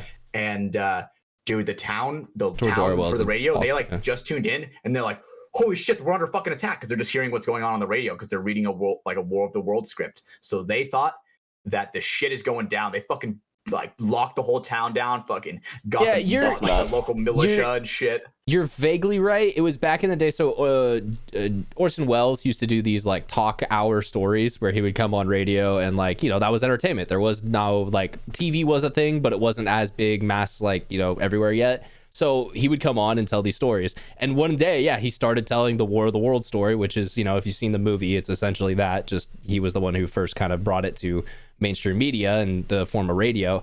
And yeah, the people freaked out because they didn't hear the like beginning intro of it, and they kind of tune in late, and then it causes this kind of mass what's lockdown. that? No, there's a term. State of emergency. Hysteria or something like that, like mass hysteria, I think is what it's called. Yeah, where it's like it's a psychological phenomenon where like you see people freaking out, so you start to freak out, but you don't really know why you're freaking out, but you agree with the freaking out. Like it's this whole thing, like the dance flu that happened in like 1700, where this town just started dancing for like 5 days. Dude, there's crazy things that have happened in history. Look up the dance flu. I swear to fucking God, Brandon, look this shit up, young Jamie. Damn, maybe I had that. Shout out software history, you teach me all these things. But yeah, it's so there's a lot of things that happen in history that are weird. So yeah, no, aliens definitely exist. Am I right, Brandon? Am I right? What the fuck? Am I dancing right? plague of 1518. That's wild. How many people were there? Lasted 3 months. Suck it. Yep. What the fuck? Dude. The dancing plague had claimed 400 victims. Because they didn't stop dancing Are they until like they died. dead because they're victims? Yes. No fucking way. Look up there's a podcast, Softcore History. They do an episode on this. It's really good. But yeah, so the dancing plague. Do you I'm think telling you, that's mass hysteria. Do you think that's what they want at like World Cup? That's why they bring the DJ around. They just want everyone to keep dancing. They do, Non-stop. but like the it has the problem exact is opposite he effect sucks. sometimes. So he plays like the same 6 songs in a row the whole entire weekend, and it's not really a vibe. Or You it's know which like one I thought? sometimes it'll be just unnecessary dubstep, and I'm like, dude. You know which one I thought That's was hilarious? HK's I think it was yeah, right. There was I think it was the Texas event of this year, and it was just like a single guy. Like he wasn't the DJ, but he was just like the announcer, and he was just like announcing things randomly, like by himself, and people were just like walking by. I think I remember that. Yeah. You remember? Loved it. Because he was just like, oh wow, okay, we're here at NXL Texas, and everyone's just like shut the fuck up, dog. Why do we have a one's hype listening to man? you. Yeah, like an early who- 2000s, like my man Biggie Puff coming to the stage. Y'all ready for this shit? It made me laugh every time I would see him because I'm like, this poor dude is just like out here trying to do his job, and people are just like, shut up, leave us He alone. Just set up for He's probably failure. like, I'm still getting the bag though. Fuck you guys. I'm still getting the Like, bag. I don't yeah, care. probably we're talking shit. And this dude's like making more money than we could ever imagine. It's like look at this goober, and he's like, All of our NXL budget went to him for that event. Essentially, yeah. that entry money, just being put to him. That's what we're feeding We're into. Yeah, we're like, oh shit, this DJ's expensive. Damn. Actually being It's laundered. really- The whole thing. Right, that's fucking great. But yeah, so the be planet You was go to the- fake. There was no one that You go existed to the on it, right? Hormesis party? By the way? Wait, what? I What was that, wish. Yosh? That broke Did y'all up go for to me. the Hormesis? No. Party? So I stayed with these losers at Cup, and every time they would want to leave the second that they could because they're losers and they're not fun and not part. Whoa. No, we we are didn't there get to go. from 6 a.m. to 6 p.m., bro. No. Yeah, I know, and I'm I kinda wanted to with them. stay Yeah. and Excuse me, party 5 with a.m.. the Hormesis people and have the fun vibes and times. And all of you guys were like, "Nah, that's gay. We ain't doing that. Nah, let's not do that. Let's go back to the house and then go to sleep because we're here." Yeah. Whoa. I was trying to watch footy, bro. You know me. I was Well, trying. Yeah, but I was trying to party and like do the one cool thing that was planned at Cup. You know what, That's Ryan? true. Next time you can do that. Okay. Yeah. Yeah, because I won't be with you guys. You have our permission. You have our permission. Thanks. I Yeah. appreciate it. Ollie's just gonna be there waiting for you with open arms. I don't know Damn. if I want that. That scares me a little bit. I don't know what's been going on in Thailand, bro. Yeah. Does he Oh, for live? sure. Is that where he live? Where does he live now? That was Bali. Bali. Bali. Bali. Is this- Yeah. Okay. It's close enough. Same part of the country. Same. As Interesting. Brandon would say. Interesting. Well, actually, those are completely different. No, same, you fucker. Don't do this to me now. We've done so many sames that you've been on board for that we're not the same, but Well, actually, they're two independent different nations. they're two sovereign different cities. No, I mean, really, I'm kind of gotten through most of the stuff I was going to talk about this week. I guess the only thing I had left was a little update on Fish Tank. For people who listened to last week's episode, Fish Tank's still going on. It's actually, if you're listening to this on public release, it's over. We were wrong last week, Brandon. It goes 42 days, not 60. We thought it was 2 months, but it's only 6 weeks. So Damn. we're on day 37 right now. My favorite bit that has been going on since last week's episode is as we finished that episode, they brought in a new contestant into the tank called Greg, who is a Mr. Beast impersonator. Oh, God. He was supposed to be there for an hour. He is still in the tank. They have gaslit him into staying, essentially.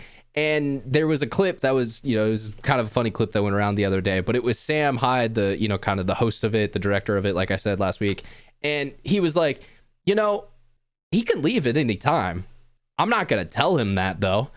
And so essentially they're just trying to make him stay and like stay to the end of it and like, kind of be a contestant in a way. I will say, give that guy cigarettes? Yes, you can. He doesn't smoke them though, but you can pay to deliver him a cig. He gives them to someone else in the house. But I will say it's kind of beautiful to watch because he started out as this he still is. I think he's probably on the autism spectrum. He's very autistic, but he started out as like this character, Mr. Beast, and like he's kind of now becoming himself, which is like this really cool thing to watch happen. He's making like friends. Yes, like he's like coming out of his shell and like he's making like the audience is now kind of like, yo, this dude's kind of cool. Like big ups Greg. Like that's a lot of the chat at times. And so it's kind of funny because Sam had a talk with him the other day where he was like, do you want to be Mr. Beast forever? And he was sitting there and he's like, well, no, I it was just a bit. Like I didn't choose the bit. Questions. And then Sam was like, well, so right now you have a chance to become Greg. And like you could see his like thought process of like, wait, this is an opportunity. And like, because before that, it's been like 3 or 4 days of him being like, I just want to leave. Like they told me I could go. I don't know anything. And like, and it finally clicked for him of like, oh wait, this is a good thing. Like I'm changing myself right now. Like people are seeing this, like this is good. So dude, Fish Tank is insane as always. I absolutely love it. I paid for Fatty to have a cig last week. He didn't smoke it, so I was upset about that. If you didn't listen to that episode last week, one of the parts of the show, since it is a live stream and thing, is TTS, so you can type in a message to mess with people and stuff. But you can also deliver like fish toys is what they're called. So some of it's like a loot crate where it's like some random items they might like. One of the items is like a cigarette. Exactly. It's kind of like that where you can like add things in. I know for a fact Brandon just pulled up the website because he laughed. The other funny thing that happened, they had beach day, so they gave Airsoft Fatty a whole bunch of self-tanner. Airsoft Fatty is about a 400-pound dude. There you go. Brandon put him into the chat. That's Airsoft Fatty. He's now bronze and tan, so that's a whole funny thing. This dude looks like a burnt chicken nugget. I fucking hate looking at that guy, bro. Fucking well, don't worry. Shit. He's bald now, and it looks worse. So yeah. Dude, I'm telling you, that's the guy who could survive a fucking car crash like head on. Oh, he got married last week. That was one of the bits that happened at 5 a.m. Him and another person in the tank got legally married by an ordained minister who they didn't realize was ordained. They also got a legal divorce on the show. This show is insane. I'm telling you, this show is crazy. The type of shit that'll go happen. But yeah, I mean, they kicked off. It's down to the last 3 fish, so trying to see who's gonna win the $50,000, the big grand prize. Is that even worth $50,000? That kind of like in that kind of torture. Hatch, at some point, you need to go and look at this house. It is literally like it has become a crack house essentially. Like earlier today, they started knocking down the walls in between 2 of the bedrooms. Apparently the basement is flooded right now. That's where all their like command and control stuff was, like the switcher for the stream and all that stuff. So since that's flooded, they now put all that in one of the bedrooms. And so you could just see the control center. And it's like, it's actually kind of funny. We were fucking with that earlier today, chat was. But dude, it's, I don't know. It's just one of those things that I could talk about forever. And I get that not everyone probably wants to, hear about it or is entertained by it, but it is fascinating how this show that is on its surface so just really bad and kind of just funny comedy can also have these like crazy storylines. I also just realized everyone is fucking frozen, so that's fun.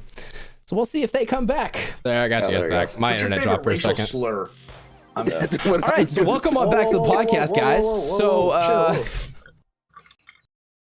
No, but seriously, welcome on back from the sidelines. We're back. Internet dropped out there for a sec, but yeah, I mean, we were just, I think I kind of ended it. I was doing a little bit of a monologue because you guys dropped out, but yeah, it's a good show. fucking I think it's funny, but I think there's also like some good actual like character building moments you see through it as well.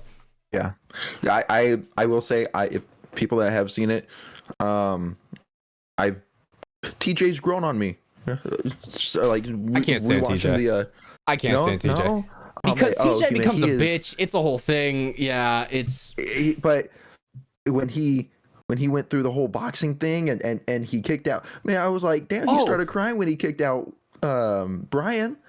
Dude, no. And see, like, I agree with you, but that's the thing. The story doesn't end there. It keeps going. There's ups and downs. There's valley arcs. It's crazy because you couldn't write this shit. Like, you couldn't pay a team of Hollywood writers to write like a story that has like good character arcs and, you know, like bad moments. And it's amazing. We're the only two people who give a fuck about it, Brandon, but that's because we grew up on a fucked up part of the internet. I do give a fuck. It's so hilarious. I give so much of a fuck. I'm saying fuck Airsoft Fatty. Well, that's easy though. That doesn't take much. Guys, fucking whack looking, bro. Oh my god, he is a if the aliens come down, I am not sending him. That motherfucker No, I'm could be the sending first him one. first, bro. That guy could be yeah, patient what are zero, you dude. talking about? Like, fucking, oh god. That other picture. Brandon probably hasn't seen this, and there's almost no way I'm gonna be able to find the clip, but they locked him in a very small space the other day, and he fucking lost it.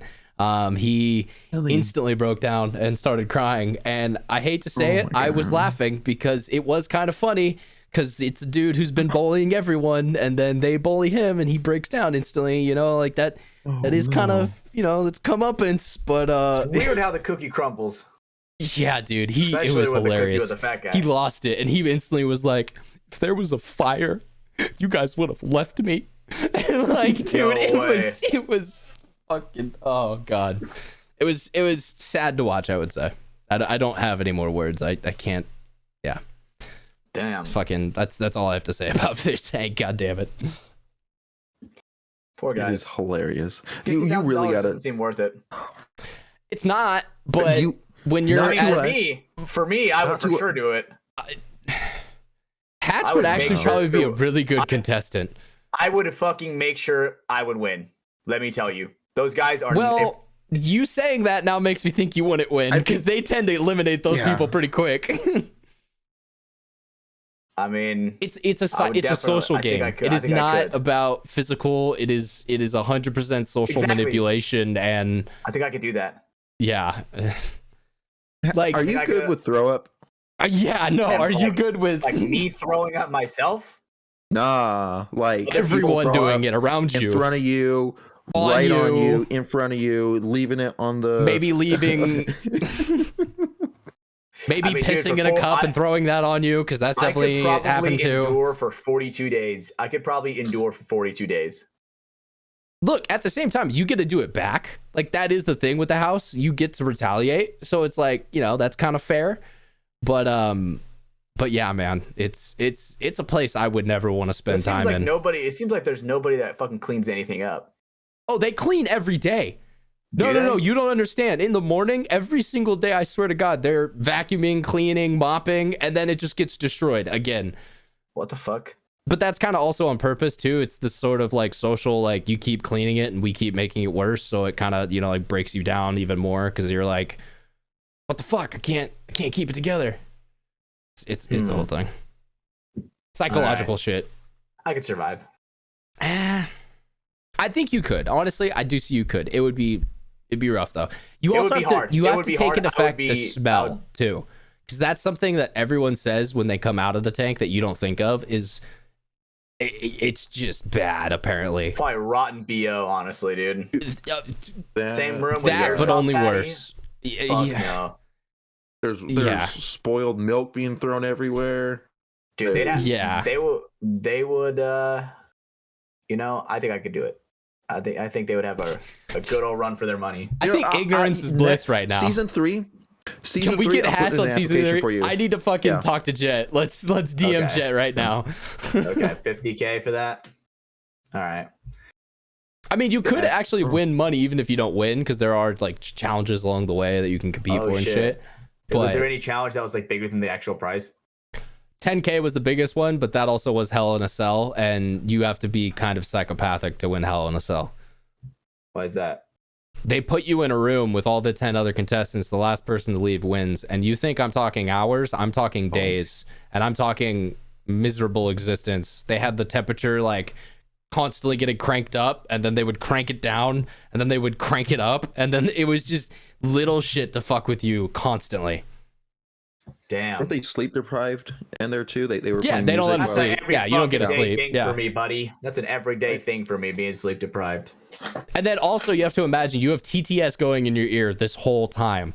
Some of the worst people on the internet are paying $10 a pop to like make you hate your life. Like example, one of the guys in this episode or in this season, his name's Oliver. Anytime he goes into a room, TTS will say Oliver gay, Oliver gay, Oliver gay. And it's like, okay, that's kind of funny the first time.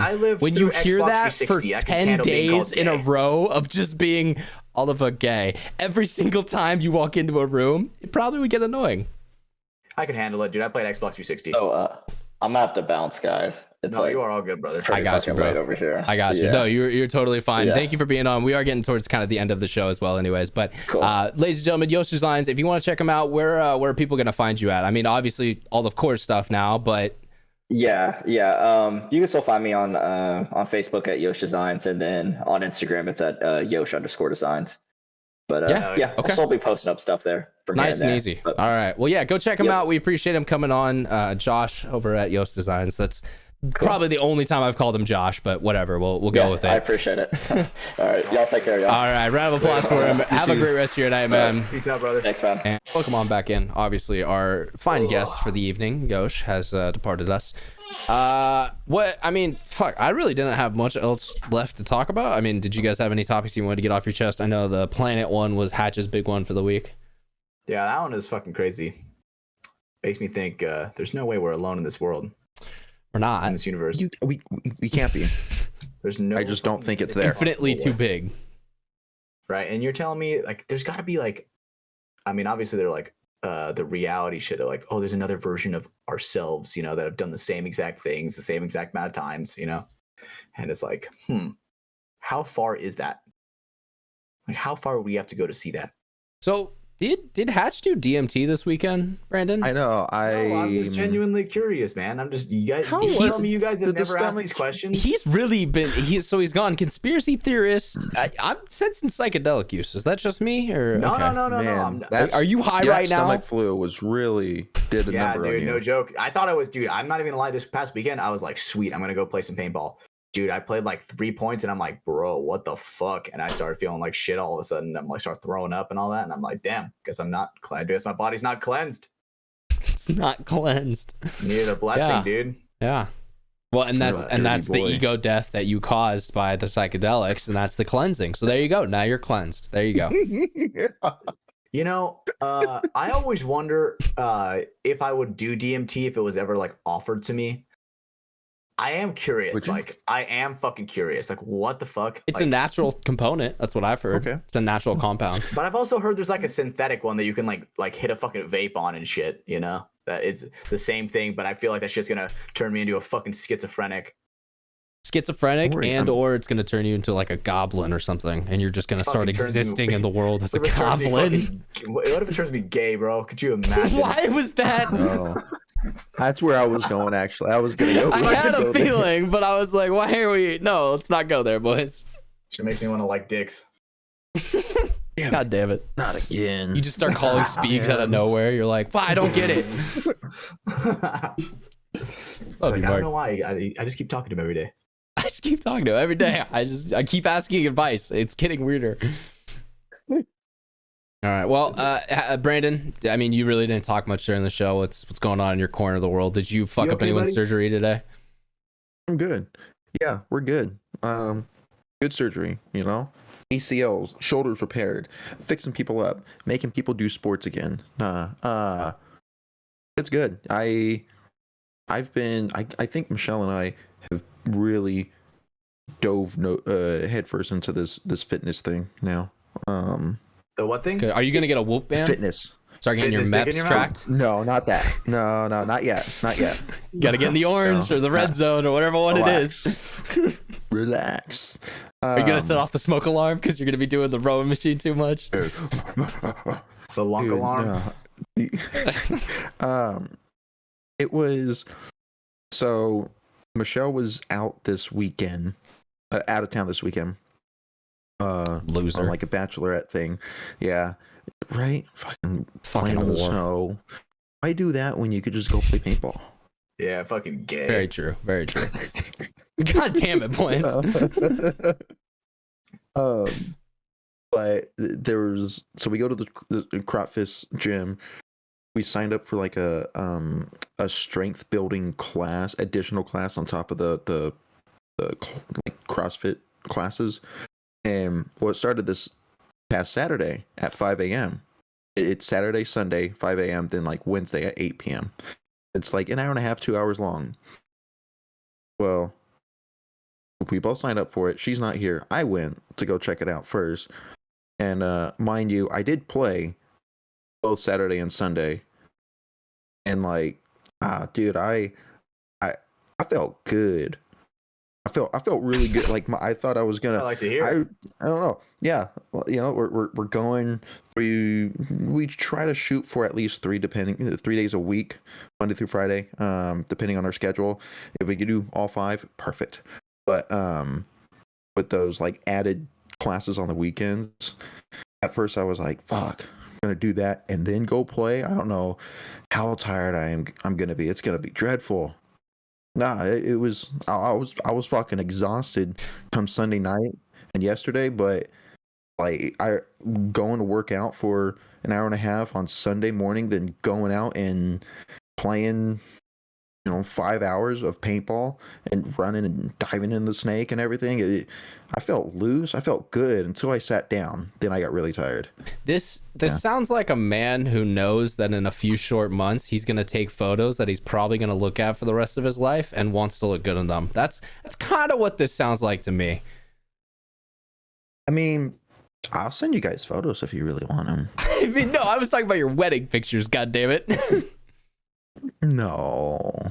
Brando, I'm glad that I'm glad since with your part of your fitness journey, I'm glad that you're not one of those guys where you were so fucking fat where you had to take like a before and after picture. You know what I'm saying? I would appreciate that you didn't have to get to that point. I mean, so I'm the opposite of Hatch. I would appreciate if you sent like half naked pictures to the group chats. That way we could keep up on your progress and we could know. Brandon, you're doing it. Brandon, you're not doing it. Just as like a good, buddy holding each other accountable type thing. Right. Yeah. You're right. I am kind of slipping on that. Maybe we should also get you on some TRT too. I think that would also be good for you. Get you on some juice. Could you imagine his quads on TRT? Holy fuck, he's already got some big boys. Plus the lock and load stack. We got to get you on some stacks, bro. We're gonna get the prime peak performance, Brandon. At that point, I'd be photoshopping Sam Solik's ass on your body. I'm going. When I saw my profile picture, I'm like, ooh, if I bring this up on the show, yeah, I'm trying to look like Sam Solik. Fuck yeah. Like my profile picture. Yeah. Fuck yeah. You got to get a pretty big chest to beat out your profile picture, bro. It's I know. You know what's gonna suck though is when we're talking and then all I'm gonna be able to hear is you fucking breathing. Because I feel like all Sam Solik videos are a shit ton of him breathing. God, I don't. I'm sorry. I'm bringing up fish tank again. Fucking when Chris sleeps, dude, the chat is worried. It is hilarious because you literally hear him like super heavy breathing, like snoring. It's like super loud. And then there'll be times where it just stops for like a minute. And everyone's like, is he fucking breathing? Like, is he okay? And then it'll... and you're like, oh God, okay. He's not dead. It's... Just sleep apnea. He's fine. That's fine. Yeah, some light. He needs a CPAP. Yeah, a BPAP. Let's make that funnier. A BPAP. Is that what it is? I thought it was a CPAP. All right. Either or. I think the BPAP's the louder one. So, that would be funnier. Yeah. How the fuck do you sleep with that shit on your face, bro? How do people do that? You adjust to it over time. That's what I've been told. I'm not even gonna lie, bro. I'm not even gonna lie. I have trouble sleeping straight on my back. They're like just sleeping just on my back. That shit is Oh, almost see, impossible. yeah, we're not the same. That's mostly how I sleep is on my back. I'm a sideways sleeper, but I really have been trying to hit the lay down flat sleep, because apparently that's healthier for your body. But I don't know. I sleep in all directions. I sleep in You're whatever's an omni comfortable. sleeper, as they call them. But I yeah. do In the know biz. if you sleep like one of those like fucking like you just got shit on in Halo 3 where the body's all fucked up, if you sleep like that, then for sure you're gonna have back problems. Exactly. That Ryan, shit? exactly. Yeah, I know exactly what you're talking about. Yeah. That exact pose, dude. You are having hella back problems if you sleep like that. I learned that. But it's firsthand. comfortable sometimes. It is. It do be moment. feeling good. Yeah. You're just, tweaked out like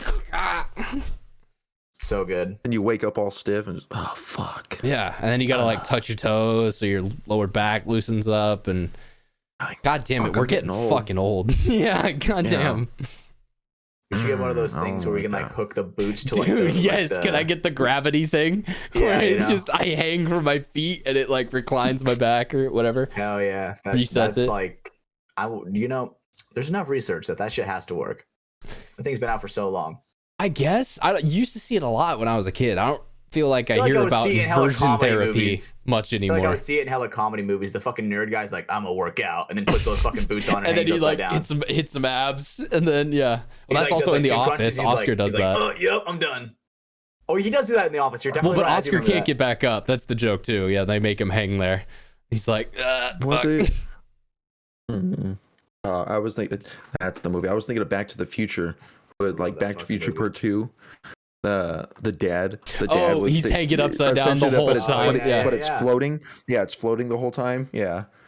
Damn, that would be nice. Dude, that God, movie was see, fucking legendary for its time, dude. Not even gonna lie. Oh, Back to the Future's goated, bro. It's up You there know, in my top It, like it 10, really I'd is say. crazy because I feel like a lot of the cars that were like, when they jumped to like 2015, back. Yeah, we were obviously, gonna have flying their cars. conception, right? But yeah, definitely they had like the hovering cars, right? And that good shit, dude. Those kind of low key look like Teslas now. Okay. Well, they kind so- of. I mean, the DeLorean is kind of Obviously, you know what I'm saying? It was That shit meant to is- be that a shit like is way super more future futuristic. looking. That is so much more futuristic than any car of that like time period. The DeLorean was so sick. So Oh, that's why they used it. was- Yeah. I saw some videos about how like 20 years ago doesn't feel like 20 years ago because of all like I pop culture and whatnot. I think I've heard of this You know- shit too because I've been It's Yeah, essentially saying like because if you remember back in like the 70s versus the 80s versus the 90s, there was a very different like cultural identity to each of those periods, from the trends in Yep. design to the clothing to hairstyles to music that was listened to. Like culture is very different in those pockets of time, and since the 2000s it's kind of really been this blend. Like it hasn't really been Yeah. anything that's like stand out new or like seems like a different culture really. Is that was the point you were bringing up, I'm guessing?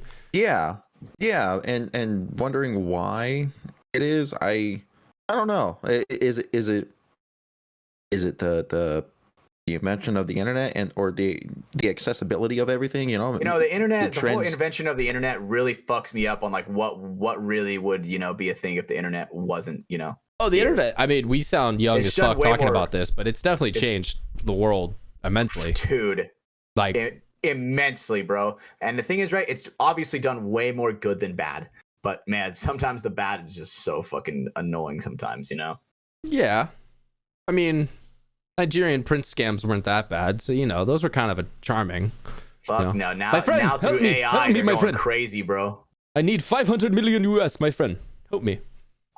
Dude, let me tell you, I will take That really a fucking wasn't a Indian Nigerian accent. I scammer. don't know what that was. I will take an Indian scammer I wasn't pointing on it the out. fucking ringer, bro. I will take them on a ringer. I will go crazy. They'll be like, "Do you remember me? I fixed your computer." And I'm like, "Oh yeah, I remember you." Hey, his was You worse. All right. So, Yeah. like, no, my name is Johnny. It's like, no, it is not, bro. No, My it name not. is Lisa. I am calling you from Microsoft account support in Spokane, Washington. And it's like, Yeah, it's like- no, you are not. Like, It's like, all right, Baljeet, chill out. bullshit. Chill out. Why did you sound more American saying that too? You're like, know. God, all right, brother. Well, you're not from my neck of the woods, so God damn it. I feel like America, I just don't fuck fuck yeah. around with too much stuff that would get me calls like that, But I mean, you do get them sometimes. It happens. I also mine. Just because the amount of things I have to fucking sign up for like content creation and shit, I feel like my shit's just out there. Like at this point, it's been some data breach has happened or it's been leaked on some site. My information's definitely on the dark web. I feel like, you know, as most of ours probably is. I feel like once you pass like a certain amount of like followers, it's like your you shit gotta is get just targeted out there. Yeah. You know, your shit is just out there. You know, and I mean, in the age of the fucking internet, you could probably find anybody's address. Oh, that's well, true. I mean, and that's kind of the weird thing is like, it's easier than ever to be anonymous on the internet right now, and it's also harder than ever to be anonymous on the internet. For sure, because it's like it's easy to have that surface level anonymity, whatever the fuck that word is. It's easy to have the surface level where like people can't see your account name or something. But like, look, if fucking anonymous wants to find you, they're gonna find you. Like it's gonna happen. Like I don't know, fucking, you know, deep hackers who have like understanding of how to use like IP addresses and shit like that. I've seen an interview, I think it was on like fucking Vice or some shit, whereas this guy's he's like yeah, like I don't like saying it, you know, I'm not gonna say all of it, you know, because obviously I'm not trying to put myself in trouble, but he's like, yeah, I hacked a bunch of people and I would steal their money and then put it into crypto and then make more money off of their money. Yeah, and there's literally that dude. He's got like an IG. Isn't that nerdy looking guy? Looks like fucking Kip. Not a nerdy looking dude. Something mastered. Oh fuck. He did a video with Tommy G a couple weeks ago. Tommy G, he's a YouTuber that does a lot of these. Like he'll go into the ghetto and like interview these guys and kind of like see what their life is like and shit like that. Punch made something. That's what it was. Punch made Dev, I think it is. That might be it. It's this dude who literally his rapping and his songs are about how to scam. And it literally is like telling you how to like flip a wire and like you got to get their information, but you got to do it like this because if you don't, it's 10 to 15. And it's like that's his song. And it's like, how is this dude still defrauding people? No, dude, because I don't think you could like in the court of law, I don't think you can use music. You can't. But it definitely paints a bigger target on you when you're openly telling people how to scam. Like, dude, they're like, well, he's fucking admitting it. We just have to catch him. Yeah, we just need good, solid evidence. But yeah, I think it's Punch Made Dev. I think that's the name of the guy. Can you look that up real quick, Brando? Just like punch, like you're punching someone, and then made, and then dev, like developer. You guys remember that show, How It's Made? Dude, I used to fucking watch that shit all the time. Dude, I miss watching How It's Made. Like, I honestly, I don't. You're telling me like a month ago or so. Shore's on the air, but that's not. You're fucking. I agree, shitting me, bro. That is. I agree, but no, because $1 million criminal. Yeah, he's talking about Punch Made Dev, but How It's Made. I fucking dude. I was thinking about it like a month ago. I was like, bro, it would be cool to see like I don't know how was the fucking iPhone made, bro? Yeah. Like, let's see some really interesting shit. Oh, damn, now we're gonna have to watch kids put it together. Fuck. Yeah, exactly. I'm still down. What are you guys talking about? That's hype. Dude, but I mean, no way it's not Apple here, is, bro. No way Apple is. They're like, damn, dude, we got these fucking kids mining in the cobalt. Why do you think they have suicide nets on the roofs of their factories? All right. Fucking insane, bro. Because they're hard workers. That's why. Yeah. They're not being forced. They're paying. They're getting paid. Some, a little bit, kind of. One China. Paid 0.13 cents. One China, yeah, our cents. Hey, free Taiwan, free Taiwan. All right, that's all I gotta say. That's a fucking house over there. I'm just kidding. Fuck no, it ain't. Well, okay. Dude, shout out Taiwan. I mean, if we're talking about politics, fucking shout out Taiwan. They just had their elections. I fuck with Taiwan. TSMC, I like using their chips. Hell yeah. I don't know what that means. You know your computer right now. Your computer, the thing you're using. Yep. The chips for it were made in Taiwan. I guarantee it. Go, dude. Because most all of them are. That's just they make like 75% of like the high end. What kind like of chips? Lime, hot. We talking tortilla? Fast ones. All right, that joke is so easy that I'm not even gonna like give it a mention. It's like all these chips, like all of them, even the ketchup flavored. Yes, yeah, Lay's. Actually, I'm talking about the Lay's Corporation International right now.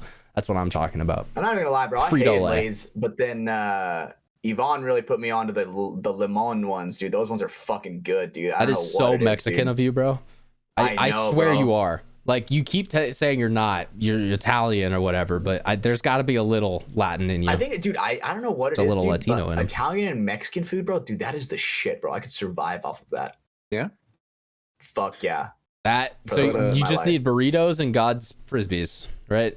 Dude, if I could, I would. Just If I wrap a could just have burrito that. in a frisbee, in a God's frisbee. Holy fuck, dude. Honestly, I want to offer that restaurant and be like, Ooh. all right, I'm gonna be here at 4:30 a.m. A lot of I need carbs. raviolis ready and warm for my drive up so I can bring some to the boys. You're gonna, 'Cause the thing is, okay. dude, you in- got to get with- one of those with- bags that has the 12-volt plug-in, so it's like keeping it warm on the way I got up. my own crock pot up in that bitch. You know, dude. The thing is, it is so fucking good. It is so good, and not enough of my paintball team has experienced it. Cedar has, but no one else has, and he'll back me up on that, dude. That is so good. Yeah. I mean, we'll see. We will be there and try it eventually, but we'll see. We just I'll bring a can of Chef Boyardee just in case. Same, but different. No, Yeah. no, that one is not the same. No. No, dude, it's I'm definitely not the pulling a same. line here. This is No, I'm taking a line. I'm the kind of Italian guy where, dude, if you break your fucking noodles, you're getting slapped in the fucking face. If you like, Break like your spaghetti noodles? like spaghetti noodles. If you like, Oh, when you break throw them them? in. Yeah, Dude, you are because getting- traditionally you you're are supposed to getting let them go in the pot and then they'll Yes. melt and then you are but getting slapped in the face in my household if you fucking break your noodles. okay, he may be Italian. That's probably the most guap thing I've ever heard him say. Yeah, it is not even, dude. You do not break noodles. God damn it. All right. Well, don't break noodles in front of All Hatch. right. That's good to know, ladies and gentlemen. Let's bring this fucking shithole fucking I'm gonna get show smacked on for having home. my elbows on the table, dude. I'm gonna get smacked across the Oh table. yeah. Oh, yeah, my- we weren't allowed to have My elbows on the Sicilian table. grandmother did that. Yep. She definitely was like, no, fuck that shit. Well, let's bring it on home, boys. Fucking Hatch, you got me off there. Code word, or not code word of the week, cool guy of the week. I was gonna go there first, and then Hatch started yapping. Talking about You want elbows. cool guy of the week? Yeah, cool guy of the week. Let's do it. Dude. I came across. Ooh. Hello, can you hear me? Yeah. Okay, I hit this and I was like, ooh. It made a noise. What is happening? Sorry. So I came across this funny shirt with does this guy make TikToks? I think he makes TikToks. Stretching. Yeah. Stretching. No. So Shaney Rich. I'm gonna drop Hey, this. my in cool here. guy of the week before he does this is Skitsy_VA. Shout out Greg. I love you in the tank, man, and you're never leaving. It is now your home forever. They did make a joke. Sam Hyde made the joke that he would pay Greg $10K just to stay there while they're renovating the house. And it's just like Greg is just never leaving that area. Sorry, it's one of my favorite jokes of the season. You posted in the bump guy. You didn't post in an actual thing. I'm still I like the stretching bump for guy. you, Brandon. What the fuck? Why There do you you go. There you keep- go. Okay, finally. Yeah. There you go. So that's the Dude, one. It's the so Joe. It's a Joseph Stalin. Joseph. So watching these videos, it you're going up to a bunch of old people, just old people. no. We're like 5 weeks into cool guy of the week, and you're really scraping the bottom of the barrel, bro. I said his name already. And the thing is, I will send this guy videos and be like, dude, this guy should be your cool guy of the week. This guy's fucking doing a 360 And- throwing up. And meanwhile, Brandon's like, yeah, this guy who made a shirt, cool guy of the week. Like, I'm gonna have this goddamn shirt. okay. I don't stand any political. I'm gonna be honest. The one you have on right now is better though. No, I Oh, agree. absolutely. No. This is like out in public, everyday wear. It's a premium cotton tee that you can wear and get exclusively from XXV the label. Absolutely. This is gonna be a Is that a podcast shirt? Is that what you're trying to conversation do? starter. So did we No. get the cool guy of the week or? Like, I what the don't fuck? fucking know. I'm still stretching for this fucking asshole. No, I got you. Here we go. Code word of the week. I'm Code pitching for word you of now, the Brando. week. Code word of the week. Baja Blast Off, baby, because we're going to Proxima B. And the thing is, dude, but they say live your day like a Baja Blast because you never know when it's gonna be your Baja last. God, did you have Taco Bell today, bro? No, I didn't. I fucking wish I did though. It's just on his mind this much. No, that Jesus one really Christ. did think of me because that no joke. That's an Instagram caption of mine from like a fucking year ago, and I was like, I remember coming up with that, and I was like, damn, that is so good, dude. I should get that shit on a shirt. I think you have. I vaguely remember that. Like it sounds familiar, but I never would have remembered it myself. Live your life to the fullest. So, Brandon, do you have this guy's name yet? Who made the Joseph Stalin shirt? That is Joseph Biden as Joseph Stalin. You want me to say it again? What is it? I didn't hear it the first time. Shaney Rich? Shaney Rich. Shout out Shaney fucking Rich. You're the cool guy of the week. Although I'm gonna be honest, Greg is the cool guy. It's not. Sam Hyde's the cool guy of the week. Jet Neptune. Nah, Yosh Designs Airsoft is the Fatty. cool guy of the week. Just all of them, not Shady Rich. I don't know if I'd put Fuck Airsoft Fatty. Fatty. That guy is definitely not a cool guy of the week. That's the not cool one guy you of the guys week. get pushed back on. Like everyone else is cool, but okay. You know what, Ryan? Now you have a bit where it's not cool guy of the week. Not cool guy. Brandon. Brandon is my not cool guy of the week this week. Damn. For fucking up cool guy of the week. Damn. All right, guys. Damn it. Well, I got to tell you guys the same shit I tell you about every show. Make sure you go ahead and drop a rating on the show. It is absolutely free to do. It takes 30 seconds to do so. Head over to Spotify, Apple Podcast, or YouTube. Leave a like on the video. All of three of those definitely helps out. So wherever you listen to the show, drop a like or a rating on it. Hit the subscribe button as well. All of those platforms have the ability to subscribe to the show. It's going to let you know when the show is ready to go. It's going to be right there waiting for you on your phone or YouTube, whichever platform you choose. You can also head over to Patreon if you want to get earlier access to all the shows. They come out the second we are done editing with them. So Patreon for listeners are going to be listening to this, and I mean, hell, couple hours at the absolute minimum. But you can head over there. Make sure you you can head over there. You're going to get extra content from the show, extra bonuses that come out with different videos and such, ad-free versions of all the podcasts. Like I said, you also get access to it early as well. So it's definitely worth it to head over there. Check it out at patreon.com/Mafia_Productions. Like we said, you could also pick up some of the merch as Brandon has on our new shirt over at xxvthelabel.com. That's going to be down in the description as well. Stabbers don't get stabbed. That is true.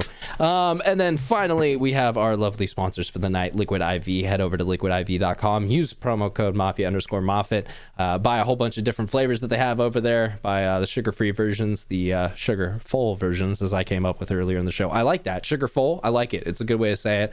You can grab all their different flavors over there at liquidiv.com. Like we said, use the promo code Mafia_Moffitt. Save yourself 20% off and get free shipping when you're picking some Liquid IV up over there. We also have NECTR Energy, NECTR.energy. That's their website, NECTR.energy. Use code MafiaProductions. Buy two, get one free. They've got all five of their flavors are now live on the site. We have four of them. As an example, we get the ice mango, the fresh mint, the spearmint, and the berry blast. But they also have an apple flavor as well over on the website. Go head over there, check them out. It's a little energy pouch. It's got some caffeine and neurotropics to help pep you up and get you through your day. It's an awesome little product. It's got an awesome flavor to it. So go check it out over at NECTR.energy. Buy two, get one code is MafiaProductions. So, hey, gonna save a little money there picking that up. Also, we got Welts Clothing. Last but definitely not least, our boys over at weltsclothing.com. We love them over there. We're definitely appreciative. I love you, Scott. It's great to have them on the show, to be able to talk about them every week, as they're making some dope things over there. So Welts Clothing, Welt is WELTZ clothing.com.